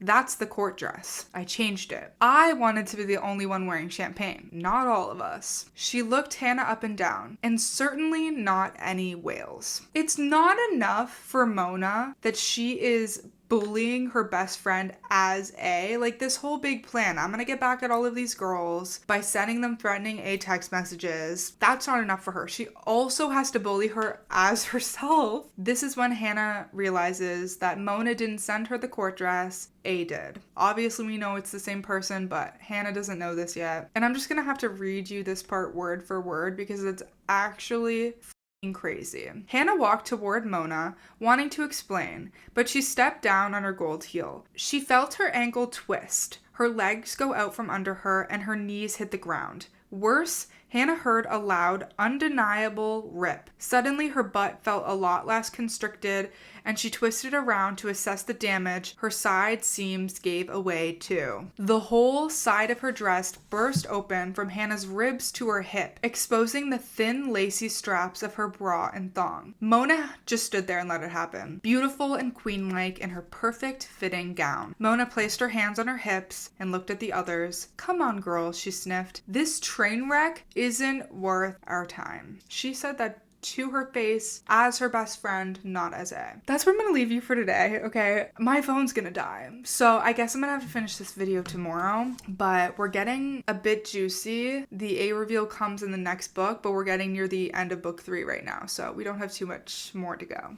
after that. Hey guys, it is finally time to finish off the Mona as A video, and I'm very stoked because we get to talk about stoked. Like, I never say the word stoked. I don't know where that came from, but we get to talk about the actual A reveal now, and I just can't wait to get this video up for you guys. I'm getting a lot of hype on my Pretty Little Liars TikToks as of late, and a lot of people are coming from TikTok to my YouTube channel, and I cannot explain to you how much that means to me. This series means so much to me, and I've been talking about it for years, and to finally like find the community to just talk about this, more than I could ever ask for. I also got my first ever book mail today from Penguin Random House. This is Our Secrets Were Safe by Virginia Trench. It comes out July 15th. I'm going to read this and review it on my TikTok account. The woman who reached out to me to review it from Penguin Random House kind of pitched it to me as a Pretty Little Liars-esque thriller, and that's exactly what it is. It's about this girl who goes missing, and then 10 years later, her ex-girlfriend and her ex-roommate are getting like these messages kind of to avenge her death type vibe. So I'm really excited to read this. I'm just like so excited for the opportunity to, I've never like read a book before it came out. Like, this is, I'm so grateful and I'm so happy. Like, I could literally cry. So when we leave off, Hanna's dress has just ripped open. Remember, this is the dress that Mona sent to Hanna as A, solely to embarrass her. It's the wrong dress. It's the dress that Mona's wearing. It's way too tight on her. It's way too small. It rips open. And then Mona, as her best friend, literally says, I don't have time for this train wreck, and leaves Hanna to suffer by herself. Like, that is so f***ing terrible and humiliating. Mona's just f***ed up. Like, what else can I say? Mona is just f***ed for that. But at this point, Hanna is kind of fed up, so she says, hey Mona, you look a lot skinnier since I saw you leaving Bill Beach for lipo. Remember, A sent Hanna a message that was something along the lines of, you can't really trust Mona because she got lipo, meaning the reason why Mona got skinny is because she got liposuction, and the reason Hanna got skinny is because she had an ED. So Hanna would view this as cheating, but Mona doesn't look embarrassed at all. Obviously, Mona sent that to Hanna. Like, Mona is A, so Mona is sending text messages about herself to Hanna in hopes that this would happen and like spin it back on Hanna. Like, it's just so layered. Then Hanna gets put on the Jumbotron screen. Remember I said, keep this in mind, the Jumbotron screen. There is a full video of Hanna's dress popping open. Yeah, and she's a high school girl, okay? Like, her dress rips open, revealing her underwear, and her best friend puts it on a Jumbotron screen in front of the whole school. That's crazy. This is when Lucas, the absolute sweetheart that he is, shows up and saves her. If I haven't made it clear already, I absolutely love him. They just weren't right for each other. It kind of makes sense that they broke up, but I feel like, I don't know, they were a good couple and he was really good for her while they were together. On page 259, Sean actually gets an A message, and this is one of the only times, if maybe the only time, that someone other than the girls or Mona gets an A message. Dear Sean, I think someone's girlfriend has a lot of explaining to do. Lot in all caps. A. And there was also a picture of Ezra and Aria kissing. So A was trying to threaten Aria with like the information that her and Ezra used to hook up. You know, like, I'm gonna tell Sean, I bet you wouldn't want this to get out. And then A lets it get out anyway. Sean's also really, really upset by this, and it ruins their relationship. On page 266, Emily gets an A message that says, I see you, and if you don't stop it, I'm calling you know who. This is because Maya and Emily are hanging out together at Mona's birthday party at the planetarium. Mona obviously sees this because she's there, it's her party, and Emily doesn't want her mom to know. We gotta do a whole deep dive on Mrs. Fields because season 1 Mrs. Fields is like the main Mrs. Fields we get within the book series. She doesn't really improve too much. She might have improved near the end, I can't quite remember, and her dad is not this like nice, sweet guy either. Like, in the TV show, he was a breath of fresh air, and he's not that in the book series. Then on page 272, Hanna has been hanging out with Lucas. They had a super cute moment. She's really feeling like she likes him, but that's when she gets an A message, and this message says, oops, guess it wasn't lipo. Don't believe everything you hear, A. So that is the reason why Mona sent the lipo message, so that she could get Hanna to embarrass herself and like look like an and then be like, oops, it wasn't even true. This is a very, very pivotal moment in the book series, and especially for the end of book 4, the first arc of the series, because this text wasn't from an unknown number, like most of the A texts are from. This is from an actual phone number with a Rosewood area code. So it doesn't come up in Hanna's phone as a contact, because remember, Hanna got a new phone at the mall. She hadn't like programmed all of her contacts into it yet. She does recognize the number. It's a number that she's very familiar with. But all the book says is suddenly she knew who A was. Us as the audience, we don't know who A is yet. Oh, sorry, did I say the end of book 4? I mean the end of book 3, going into book 4, which is like the last book in the first arc. Hello? Hopefully that made sense, damn. So Hanna calls Emily and Aria, and they decide to meet at the Rosewood Swings like they normally do. She says, I know who A is, but she doesn't say who it is, and this just bothers me so much. And I'm pretty sure the same thing happened in the TV show, like, I know who A is, meet me here and I'll tell you. And it's like, we know it's gonna be a cliffhanger, we know we're not gonna hear who it is. It's so frustrating. In chapter 36, Hannah's really trying to convince herself that this person isn't A.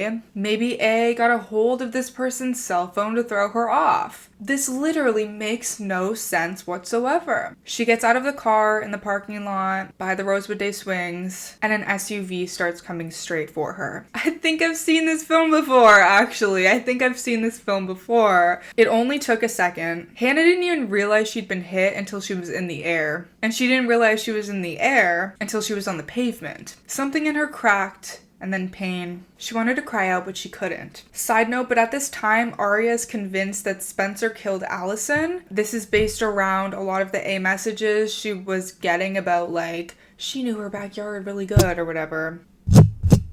My bad. Aria and Emily run over to Hanna, who just got fucking hit by a car, and they get the text message, "She knew too much." Classic. Obviously very similar to season 1. Hanna gets hit by a car, Mona's the one driving it. They get a text message that says, "She knew too much." I'm pretty sure all of the girls were there for that though. Like Spencer isn't here because Spencer is like watching from a distance. And then in the little A message at the end of this book, it says, "Oops, so I made one teensy tiny slip up. It happens. I've got a busy life, things to do, people to torture, like 4 pretty little ex-best friends. Yeah. I know you're upset about Hanna. Well, get over it. I'm already planning my outfit for her funeral." And I think that this is such an interesting way to end this book because it doesn't tell the reader, "Hey, Hanna's dead," but it more or less suggests that Hanna is dead. Spoiler alert, we know she's not dead because she's in the rest of the series, but imagine if you're reading these books as they come out, maybe like one a year is getting published or something. I can't even imagine waiting for the next book to come out. I like this lipstick. What's it called? Toffee Tango? In the 4th book, unbelievable, Hannah's in a coma and she's having all of these weird dreams about Allie. I actually really like that they started doing like Allie, you know, showing up from in hiding. And at the time in the TV show, we were like, is this real? Is it not? Is it a dream? Is it actually Allie? Like that was really interesting in the TV show. And I think it definitely took inspiration from the book series when it comes to the girls having dreams about Allie. On page 73 of this book, Mona calls Spencer on the phone. Spencer thinks this is really weird at first because like they're not really friends, and she asks if Hanna is okay. Mona's surprised by this. "No, haven't you heard? She's in a coma. The doctors say that she actually might not wake up." Wouldn't she love if that was actually the case? She tells Spencer that she wants to plan a candlelit vigil for Hanna so that everybody can band together for her. They decide to plan for Friday. Mona would write out the invitations if Spencer would secure catering and location. Feels like those are 2 way bigger jobs than invitations, but okay. So we have kind of a weird friendship dynamic between Mona and Spencer starting, and this is actually very important for later on. It's also reminding me of the TV show, of course, when Spencer and Mona got kind of close, right before Spencer finds Mona's lair, the sweater set situation, you know? Cashmere sweaters. I found the gum. By chapter 10, the girls are feeling really weird about the fact that they haven't heard from A. A is being very weirdly silent. On page 116, Hanna finally wakes up from her coma. So for the whole first part of the book, she was asleep. She can't remember Mona's party at all. They're like, "Okay, tell me who A is." And Hanna is super confused by this. She is shocked that apparently she once upon a time knew who A was. How frustrating is this, by the way? And that A actually tried to kill her because of it. Then Mona walks in. Mona stood in the doorway, her arms outstretched. She wore her Rosewood Day blazer and skirt along with an amazing pair of Marc Jacobs boots Hanna had never seen before. She glanced at Aria and Spencer suspiciously, then dumped a pile of Vogue and Us Weekly magazines on the nightstand. "For you, Hanna, a lot has happened to Lindsay Lohan that you and I need to discuss." "I so love you," Hanna cried quickly. She couldn't dwell on this A thing. She just couldn't. Things with Mona had been rocky last week, but Hannah's last memory was receiving a court dress for Mona's birthday party in the mail. It was obviously an olive branch, but it was weird that she couldn't remember the makeup conversation. Since Hanna woke up from her coma, they're deciding to do a welcome home party instead of a candlelit vigil, obviously. Hanna asks how Mona's birthday party went since she can't remember it. Mona lowers her eyes and kind of ignores the question altogether. But Hanna actually feels really good about this conversation and feels like they're best friends again. On page 134, we get the very first A message of this book. "Miss me, bitch? Stop searching for answers, or I'll have to erase your memories too." A. On page 135, Spencer's waiting for Mona so that they can plan this masquerade party. I want to do a surprise party. You know, welcome home, Hanna. We love you with or without your spleen. When Mona shows up, she's wearing a pretty olive green dress and tall black boots with an oversized dark purple bag slung over her right shoulder and a Jamba Juice smoothie in her hand. I just love like talking about the outfits and like the fashion choices. I think I'll do a video finding the book descriptions of their outfits and then like doing a Pinterest board or like a Pinterest outfit inspired thing. You know what I'm talking about? I think that'd be really fun. And we can also compare to the TV show outfits, of course. I also just want to do a whole video on like Aria's wardrobe because what? It's so good. At this point, Spencer is super worried over the golden orchid essay situation because that's still not resolved. She's also stressed about A in general, but she asks Mona if she's okay. Spencer reflects to herself that even though Mona is really beautiful now, she can't stop picturing her as the dork she used to be. Nice. She also recognizes that this is probably the first time she's ever talked to Mona one-on-one. They end up talking about Spencer's sister Melissa a little bit. Mona's really getting information whenever she can. Spencer shares that her and Melissa aren't the best of friends. This will come into play later. Mona talks about her plans for the party, and Spencer tells Mona that she is such a good friend to Hanna, which is seriously ironic. Mona says, but the way things have been with us lately, it's a miracle that Hanna doesn't hate me. It's a miracle that Hanna is alive. Mona says that her and Hanna haven't been on best terms because Hanna's been acting really weird, keeping secrets, blowing off plans. She also does mention that she's been feeling really jealous about the amount of time that Hanna has been spending with her and the rest of the girls. Spencer's like, oh, I wouldn't worry about that. Hanna's just been with us because we've been dealing with some issues, but like, I'm sure she'd rather be with you. Mona says that she's been terrible to Hanna. She says that when Hanna got hit by a car, she finally realized how horrible she'd been to her. She wants things to be back to normal again. Now, I'm not really sure if this is like genuine or just like part of her game. Like maybe she did hit Hanna with a car and she's like, oh shit, I almost just killed my best friend. But I don't think so. Spencer's kind of just going down like memory lane right now, and she's remembering the way that Allie used to bully Mona. She used to taunt her about her vampire tan, her height because she was short enough to be a version of Mini-Me from Austin Powers, claimed she had cellulite on her gut because she'd seen Mona changing in the country club locker room and had nearly thrown up. It was so ugly. Hello? Spencer didn't believe her, so once when Allie was spending the night at Spencer's, they sneaked over to Mona's house down the street and spied on her as she was dancing to videos in the den, but they never saw her stomach. There is indeed something on her stomach, but it's not cellulite, and we'll get there. Spencer's about to leave the restaurant, but Mona says, you might not want to leave yet because that guy over there just checked you out. Mona's like, wait, do you want him to lose his mind? Spencer's like, how? And Mona's like, flash him. Remember to the beginning of the series when this is something that Mona and Hanna do together quite often is they'll flash older men at the country club. Yeah, Mona wants to do this with Spencer now. Why don't I just run my best friend over with a car and then steal one of her old best friends who can be my new best friend, and then we can do the same things that I used to do with my other best friend. Yeah. Spencer's super weirded out by this at first, but then she agrees, and they both lift up their skirts to flash him. The whole thing makes me kind of uncomfortable because obviously now she's trying to replace Hanna with Spencer. They leave the restaurant giggling. Mona asks if they can do this again sometime and blows Spencer a kiss. Spencer says yes and blows Mona a kiss back, but then as she's about to leave, Mona says, wait, I know you're super late and I don't want to bother you, but something's happening to me and I really need to talk to someone about it. I know we don't know each other well, but I can't talk to Hanna. She's got enough problems. Everyone else would spread it around school, but I've been getting these text messages. Spencer is obviously shocked. Mona says, I've only gotten 2 messages so far and they're not even signed. I don't know who they're from. They're saying all these terrible things about me and I'm really, really scared. Mona plays too much. Like, Mona plays way too much. I don't even know why, so I hit these amazing sales thinking I could just shop the pain away, and I bought like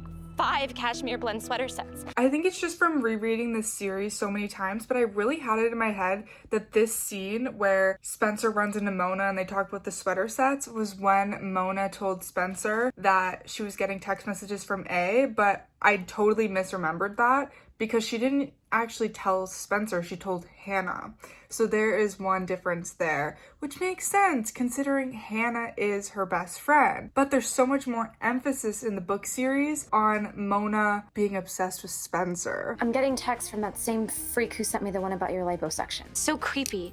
Like I'm being watched 24/7. Spencer asks if they're from A. Mona's like, how did you know that? Spencer's like, Hanna, me, Aria, and Emily have been getting A messages as well. And Mona's integrated into the group, sort of, I guess. In the next chapter, Mona goes to visit Hanna in the hospital. She says, you were right about Naomi and Riley. I'm not hanging out with them anymore. So it really feels like Mona is trying to like rekindle this friendship. I'm not really sure what Mona's doing at this point. Like she's just like trying to damage control everywhere. And this is before like the A reveal. So technically as readers we're reading this like not knowing that Mona's like the mastermind behind everything. Later on, Lucas visits Hanna in the hospital. He says that he was talking to the cop Wilden, and Wilden made it sound like the hit and run wasn't an accident. He asks Hanna if she thinks it was the same person who's been sending her all of these threatening text messages. Remember, she told him about A when they were in the hot air balloon. But Hanna asks Lucas just not to talk about this anymore. She forgot about Mona's party, which means she forgot about Lucas saving her, which means her last memory is like, I'm gonna send Lucas this mean text message and I'm going to choose Mona and go to her birthday party. So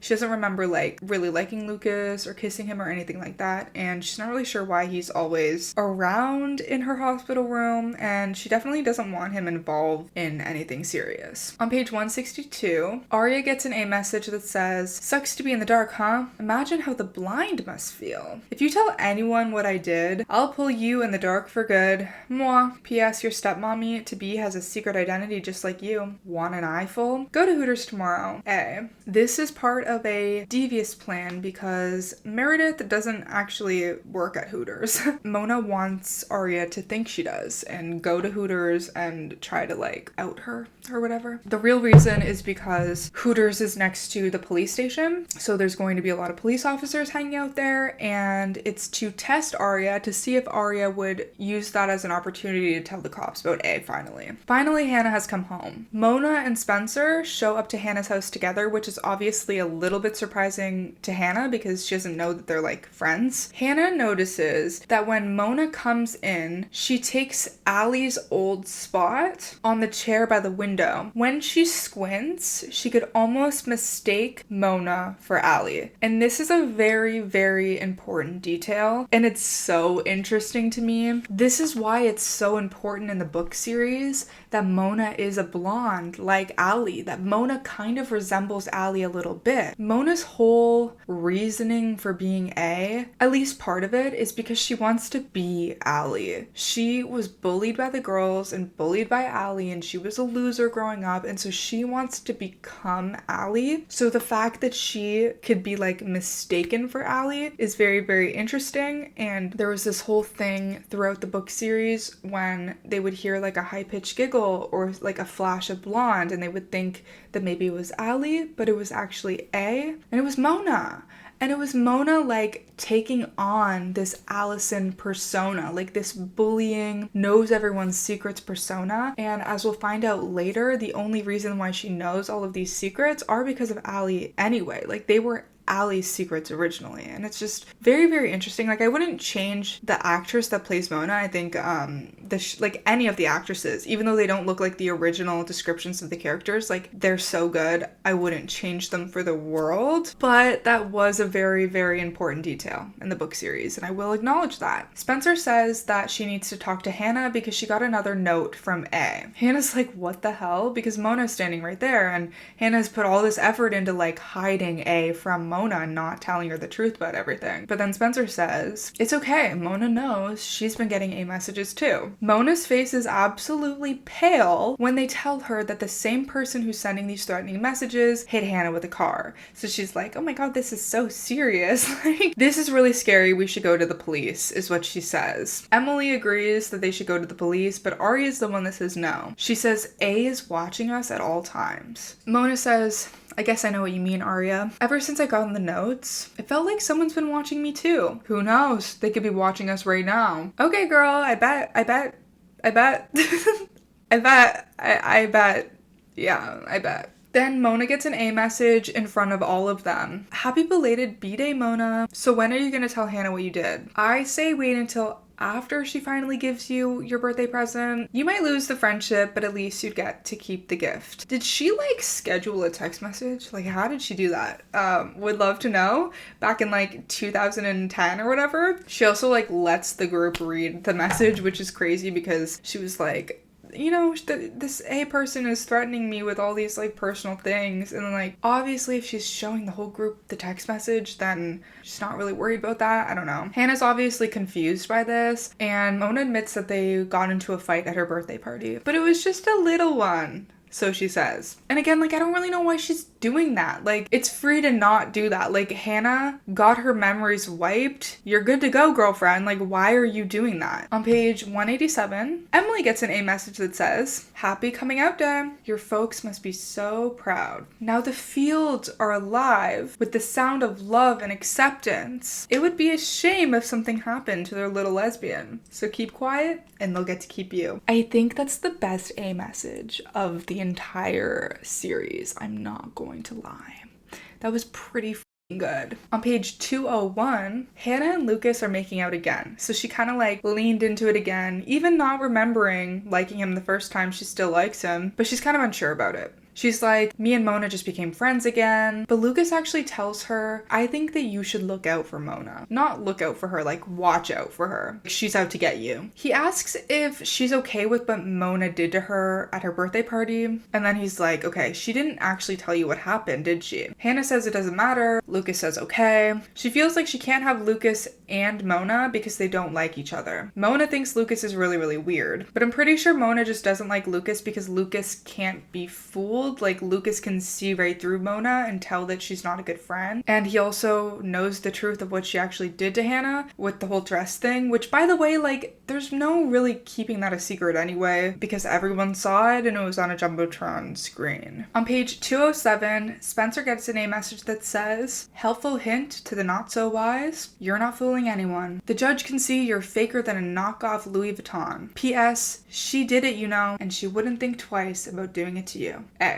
This is around the time when Spencer thinks that Melissa could have been the one to kill Allie. So Mona heard, you know, when her and Spencer were first talking when they were planning the party, Mona was like, "Oh, so you don't really get along with Melissa, so this is the perfect person that I can frame next," is what happened. On page 217, Emily gets an A message that says, "Tisk tisk, Emily, does your girlfriend know about your weakness for blondes? I'll keep your secret if you keep mine. Kisses, A." I find it very interesting that at this point, a lot of the A messages center around, "Hey, you did this terrible thing," or like, "Hey, I know this secret about you, and I'm only gonna keep it as long as you keep my secret." Mona does not want the A secret getting out at this point. She's feeling very desperate and like really, really trying to damage control. But that message was kind of about, at this time, Emily is having an emotional affair with this girl named Trista, who she met. Where did she go? Like Wyoming or like Wisconsin or something?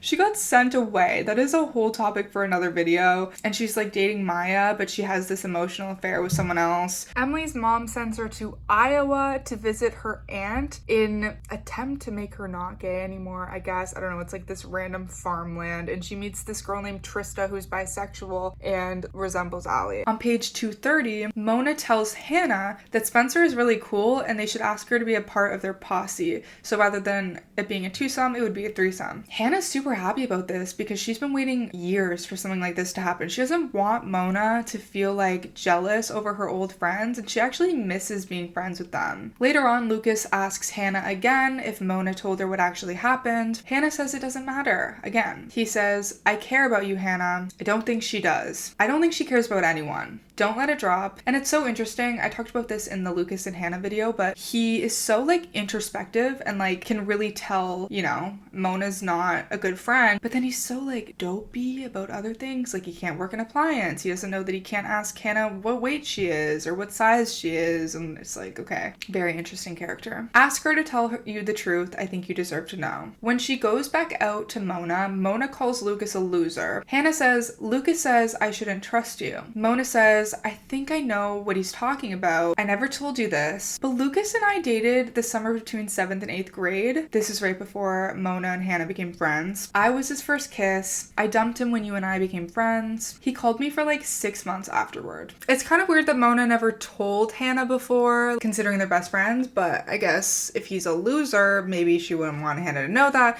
But now she's using it to her advantage as if Lucas would care about the romance they had before 8th grade. So Hannah's like, okay, so Lucas is saying nasty things about you to get back at you for dumping him in 7th grade. Mona says, I think so. He's the one you shouldn't trust.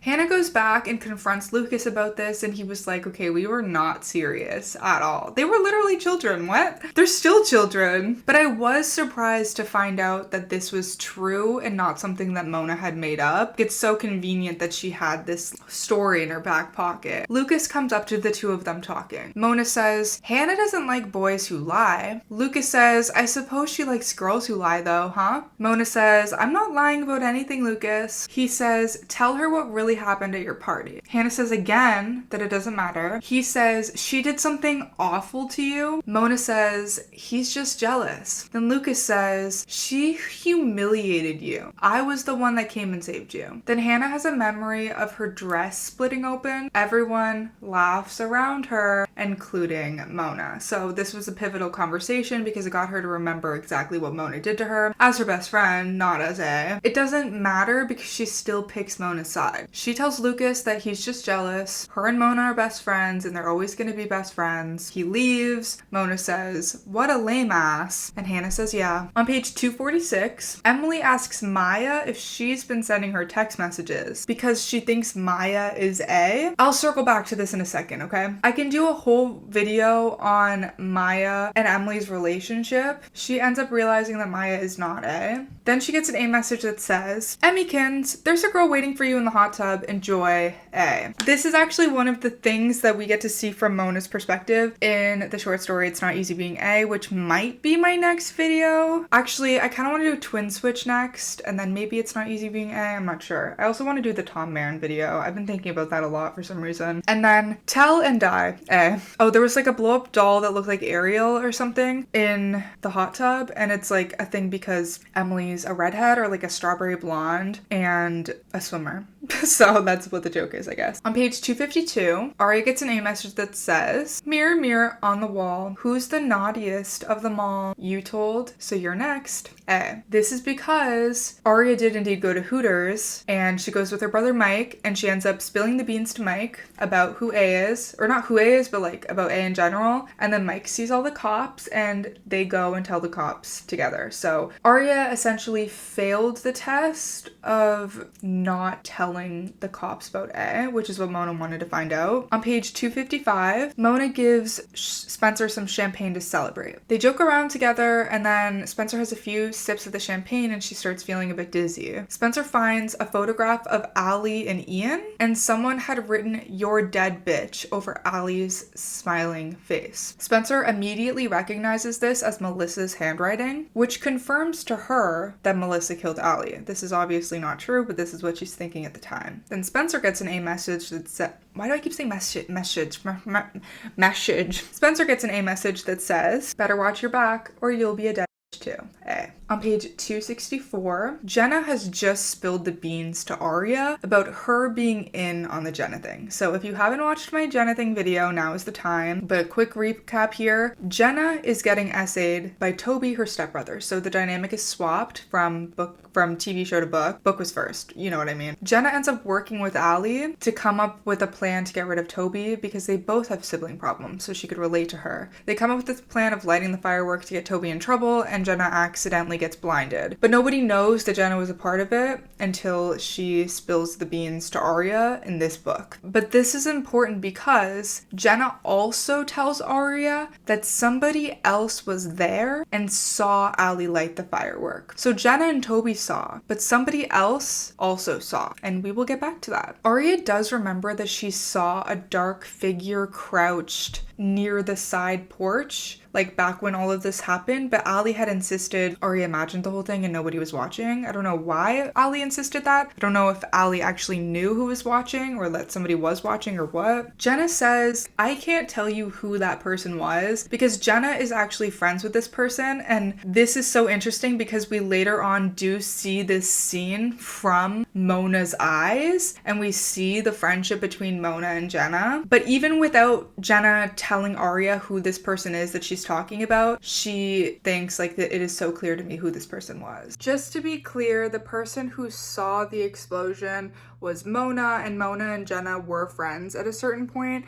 I feel like I was trying to like keep it a secret to reveal later, and then I like said it and it was just confusing. So on page 274, Aria tells the rest of the girls what Jenna has just told her. They talked about whether or not Jason could have been doing the same thing to Allie that Toby was doing to Jenna because of this shared siblings problem thing. Emily says that's ridiculous. Don't believe everything that you hear. Don't believe everything that you hear. Don't believe everything that you hear. Do you catch my drift? Don't believe everything that you hear. This phrase reminds Hanna of the last A message that she got before she went into the coma. Suddenly, all of her memories flood back. She remembers that A had sent her the dress. She remembers the A message that says, "Oops, guess it wasn't lipo." Don't believe everything that you hear. She remembers that the text message was from a cell phone number that she recognized. Hanna tells the girls that A is Mona. A is Mona. We've been new the whole video, but like, imagine the relief reading this in real time as it came out. Finally, Hanna remembers. I really like that. I really like how Emily said that phrase kind of casually and that got the memory to come back. And I like how Hanna had gotten the memory of the dress before that. So she was like slowly piecing things back together and she was already maybe a little bit suspicious of Mona. I think it was really well written and well done. She says, "I remember what I was going to tell you guys the night when I wanted to meet you at Rosewood Day. A is Mona." Aria and Emily are shocked, and Emily says, "But Mona is with Spencer." In chapter 34, Spencer gets into Mona's car. They're talking about the fact that Mona got Justin Timberlake to perform at Hannah's party. She actually didn't. This is just a straight up lie. She also says that sometimes she knows Hanna better than Hanna knows herself. Mona then offers Spencer some gum, and this gum is artificially banana flavored. If you haven't read the series, this might be like a random ass note. You're like, what the fuck? Like, why is this important? This is the gum that Maya has always chewed. Emily starts dating Maya, and Maya always smells like artificial banana chewing gum. This is why Emily was convinced for a short period of time that Maya could be A, because the notes that Emily started to get kind of smelled like this banana gum. So at first I was like, oh, Mona is doing this on purpose to make Emily think that Maya is A, but it wasn't. I don't even think it was on purpose. I think she was just chewing this gum and like it was a coincidence because Mona says, oh, some girl in my history class gave me this pack of gum. Like I think Maya just gave Mona this pack of gum and Mona's been chewing it. It was an accident, which is like even funnier than if she was purposefully trying to get Emily to think Maya was A, because I don't think there was anything in the A notes that was trying to lead Emily that way. It was just a coincidence. This might have been mentioned in It's Not Easy Being A as well. I'm pretty sure Mona was like, oh, Emily thinks Maya is A. That's so funny. We'll get there in another video. But I also particularly like this detail because it gives the readers a chance to piece together another piece of the puzzle before Spencer even does, because Spencer doesn't know the significance of this gum. Like to her, it's just artificial banana smelling gum. If it was Emily, Emily could be like, oh, but it's our job as the reader to do that, which I really, really like. And then there is the similarity to the season 2 finale of Pretty Little Liars, the TV show. Mona offers Spencer some gum when they get to A's lair. This is before Spencer knows that this is Mona's lair and Mona is actually A. And then Spencer finds the gum wrapper of the same brand in Allie's diary. And that was how she first put 2 and 2 together that Mona was A. Gum? No, thanks. Okay. This is Sally's diary.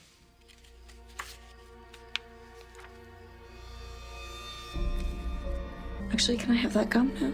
Sure.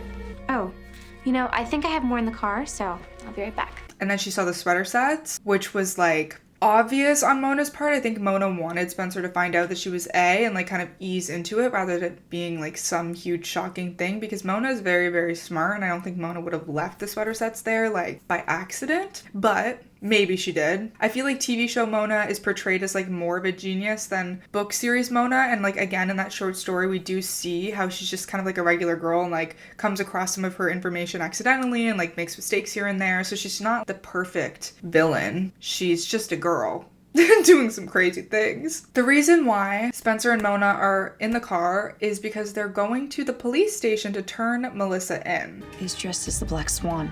Melissa was the Black Swan at a charity ball in Philly last year. You don't think she'd do anything to try and hurt you, do you? Why would you ask me that? Well, I just thought that's what you meant. Melissa's the Black Swan? Maybe she's A? So after they found that like picture with Melissa's handwriting on it, she's like, oh, Melissa's A because this is Melissa's handwriting. Spencer confided all of her feelings into Mona about how her sister could possibly be Allie's murderer, and Mona convinced her that turning her sister in would be the right thing to do. Then Spencer gets a text message from Emily that says, Hannah remembered Mona is A. The girls keep spam texting Spencer to like see if she's okay, see what's going on. Mona's getting kind of agitated, wanting to know like who's texting Spencer, what's happening, but Spencer keeps saying that nothing's going on because she obviously doesn't know what to say to Mona in this moment. Mona says, what is it, a secret? Am I not good enough to know or something? Spencer tries to unlock the door and get out, but Mona sees this. Suddenly, realization floods Mona, and she knows what's happening. She locks Spencer back into the car. She makes a sudden turn. She gets a really sinister look on her face. We are seeing A. Finally, we are seeing A. Like, this would have been like such a triumphant moment. Like, imagine not knowing that there was going to be like literally 14 other books. And you were like, these 4 Pretty Little Liars books, like we finally found out who A was. Emily suddenly remembers seeing the picture that Spencer found of Ian and Allie with the scrolled handwriting in Mona's bag. And I like that detail because we did see for yearbook, they were doing this spread of taking pictures in people's bags. Emily had seen the picture in Mona's bag in the picture for the yearbook, but she's only now putting 2 and 2 together, like what that picture actually was. So I like when the plot points like connect like that and we see that there were like details here and there. The girls go to Wilden and say, A is Mona Vanderwaal. Spencer's in the car with her. Wilden gets a call from Spencer, but Spencer's not talking in the call. She's like, I thought this road was so pretty, like insert road name. So many trees in this secluded part of town. They deduce that Spencer is secretly calling to give Wilden clues on like their whereabouts. Spencer says, why are we turning down Brainerd Road? This isn't the way to the police station. Mona says, duh, Spencer. Spencer asks, are we going to the stream? Mona says, maybe. This is when the call is lost and the girls in Wilden go to find the stream that they're talking about. I can't believe Wilden took the girls. Like, what?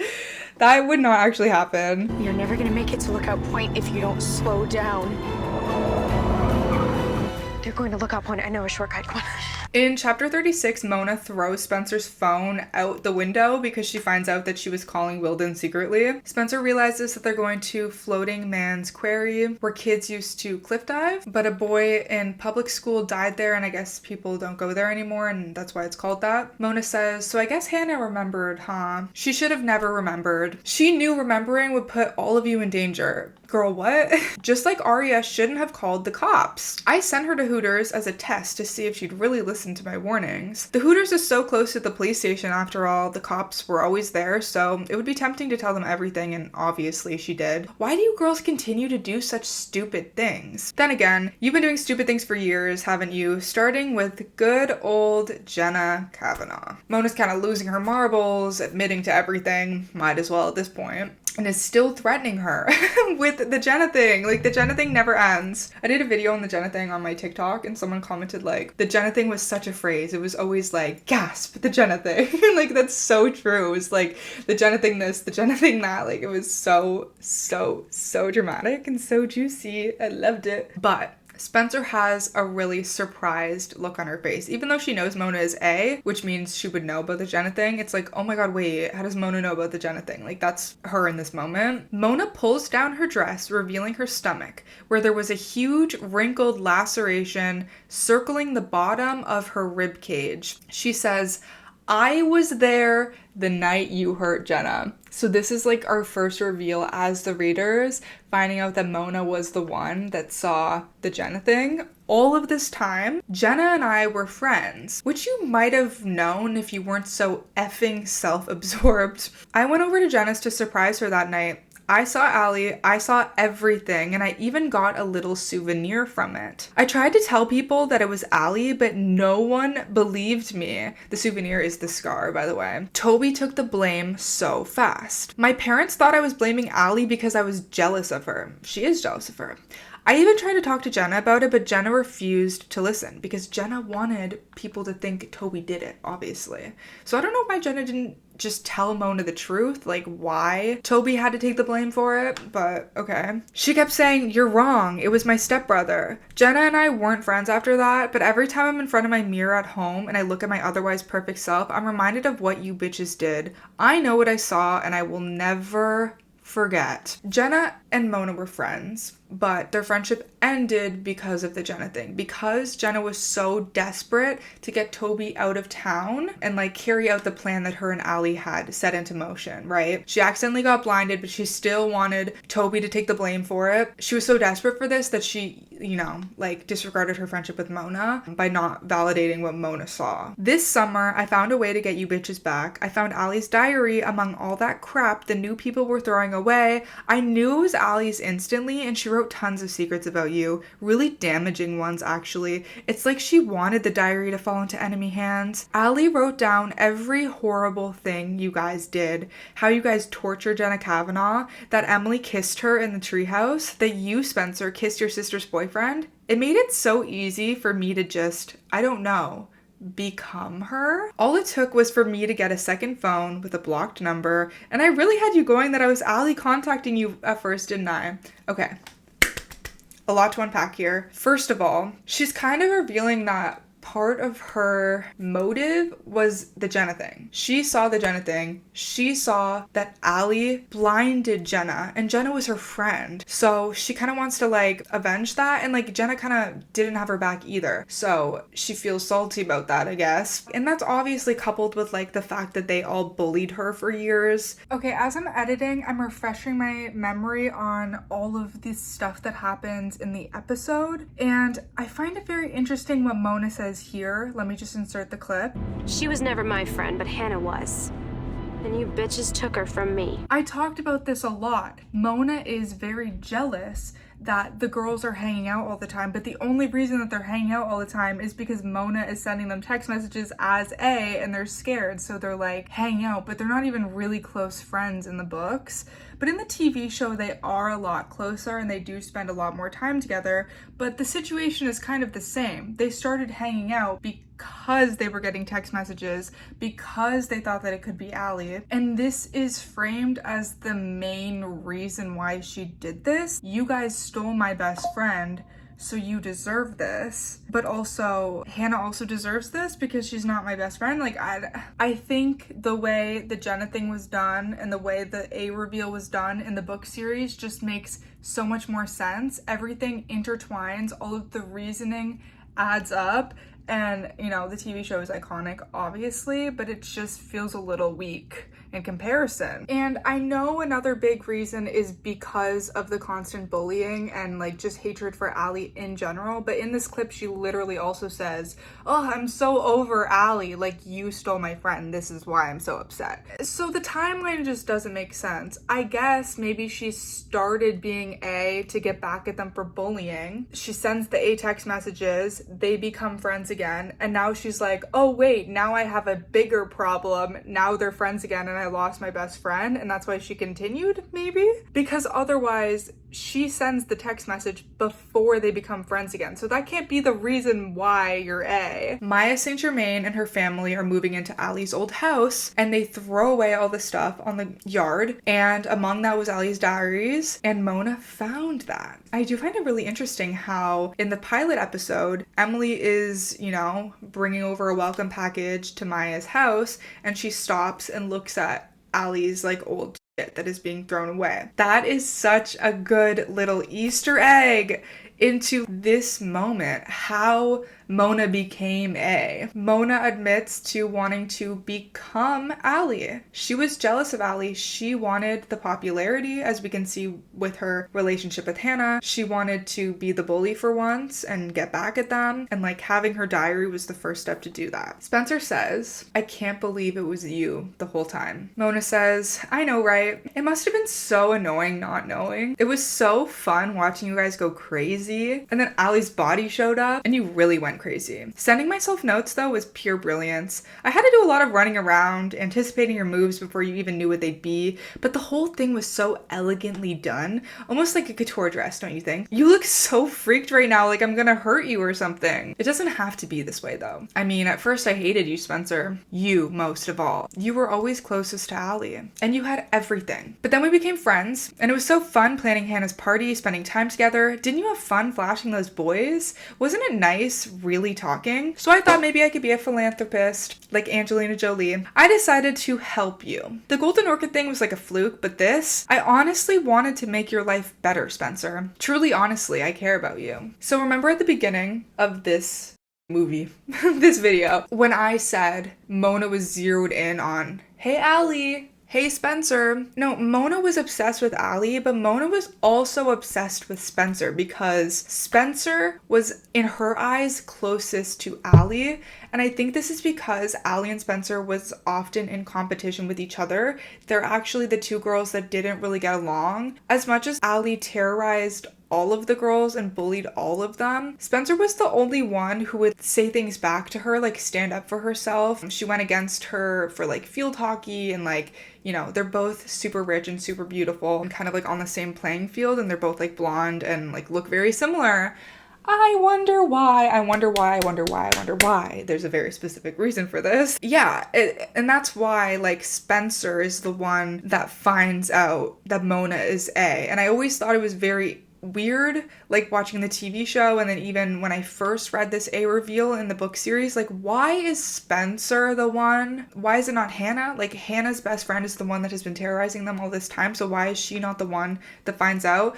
And I think the book series did it better because Hanna was the one that found out. Like, Hanna was the one that remembered, and then Spencer subsequently, like, was told, rather than Spencer being the one that actually pieces things together, which is how it kind of went in the TV show. I think it was better because they both played a role in it, and it wasn't all Spencer, but like I said, it's Spencer because Mona's obsessed with Spencer. Mona wasn't really obsessed with Hanna. It was kind of just convenience that Mona became friends with Hanna. And I think it works really well because they obviously have similar goals in like wanting to be really popular and stuff like that. But in It's Not Easy Being A, Mona reveals that Spencer was her first target for being friends with someone. She didn't really even pick Hanna first. She wanted to be friends with Spencer first. And that kind of makes the whole thing more sickening when Mona does end up being friends with Spencer later on, and she kind of like mirrors the behaviors that she had with Hanna and like does the same things with her, because it's like,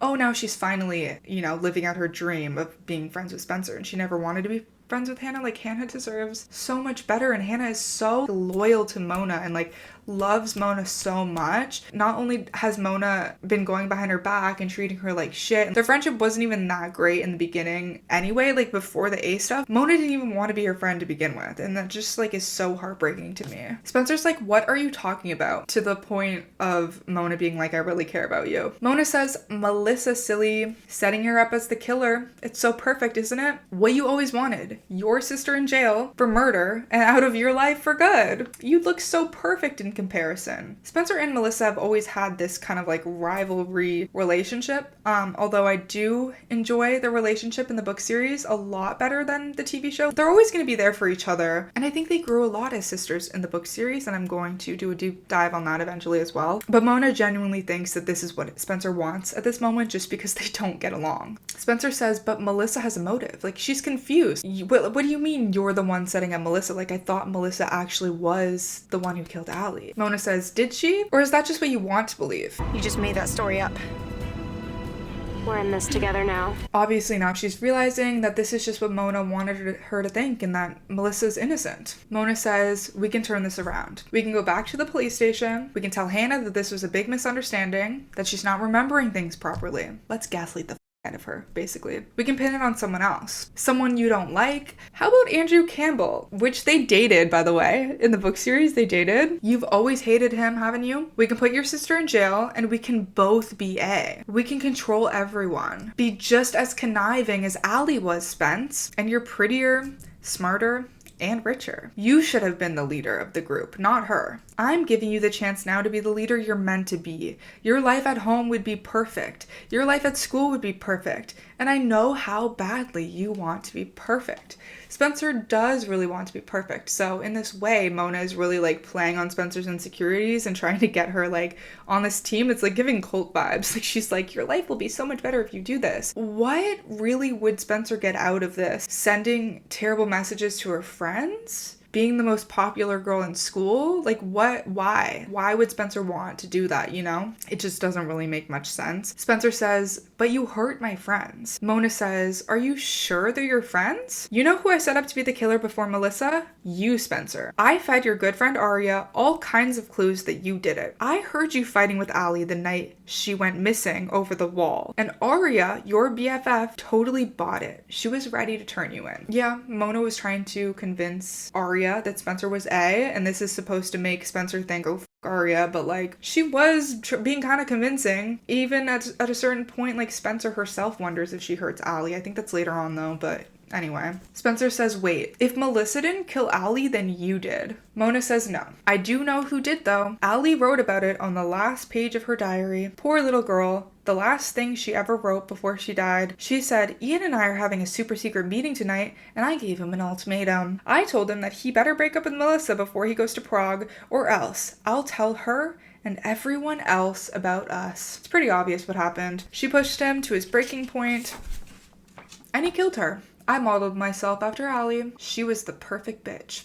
No one was safe from her blackmail. And if you want, no one will be safe from yours either. In Allie's diary, she writes, you know, I gave Ian an ultimatum because Ian was dating Allie and dating Melissa, and she wanted Ian all to herself. So she said, break up with Melissa or I'm telling her. And Mona just assumes like Ian must have been the one that did it. Like Ian is the last person that saw her, whatever. And so this goes into like people thinking that Ian was the one that killed Allie. I keep saying that I want to do a video on Ian's arraignment, but I just feel like that's going to be so interesting. I'm not really sure though, like why Mona is so set on framing anyone for the murder. If she didn't kill Allie, being A is separate from that, right? So like why does it matter who killed her? Why frame Melissa for killing Allie if Mona had nothing to do with it anyway? I guess it's just because she thinks that would make Spencer happy. But before Spencer even knew about A, she was still trying to frame Melissa. So it's not only to get Spencer on the A team, like it just doesn't really make sense to me. I don't know. Spencer says, but you hit Hanna with your car. Mona says, I had to. She knew too much. Spencer says, I'm sorry. There's no way I want to be A with you, to rule the school with you, or whatever you're offering. That's nuts. You can join the A team,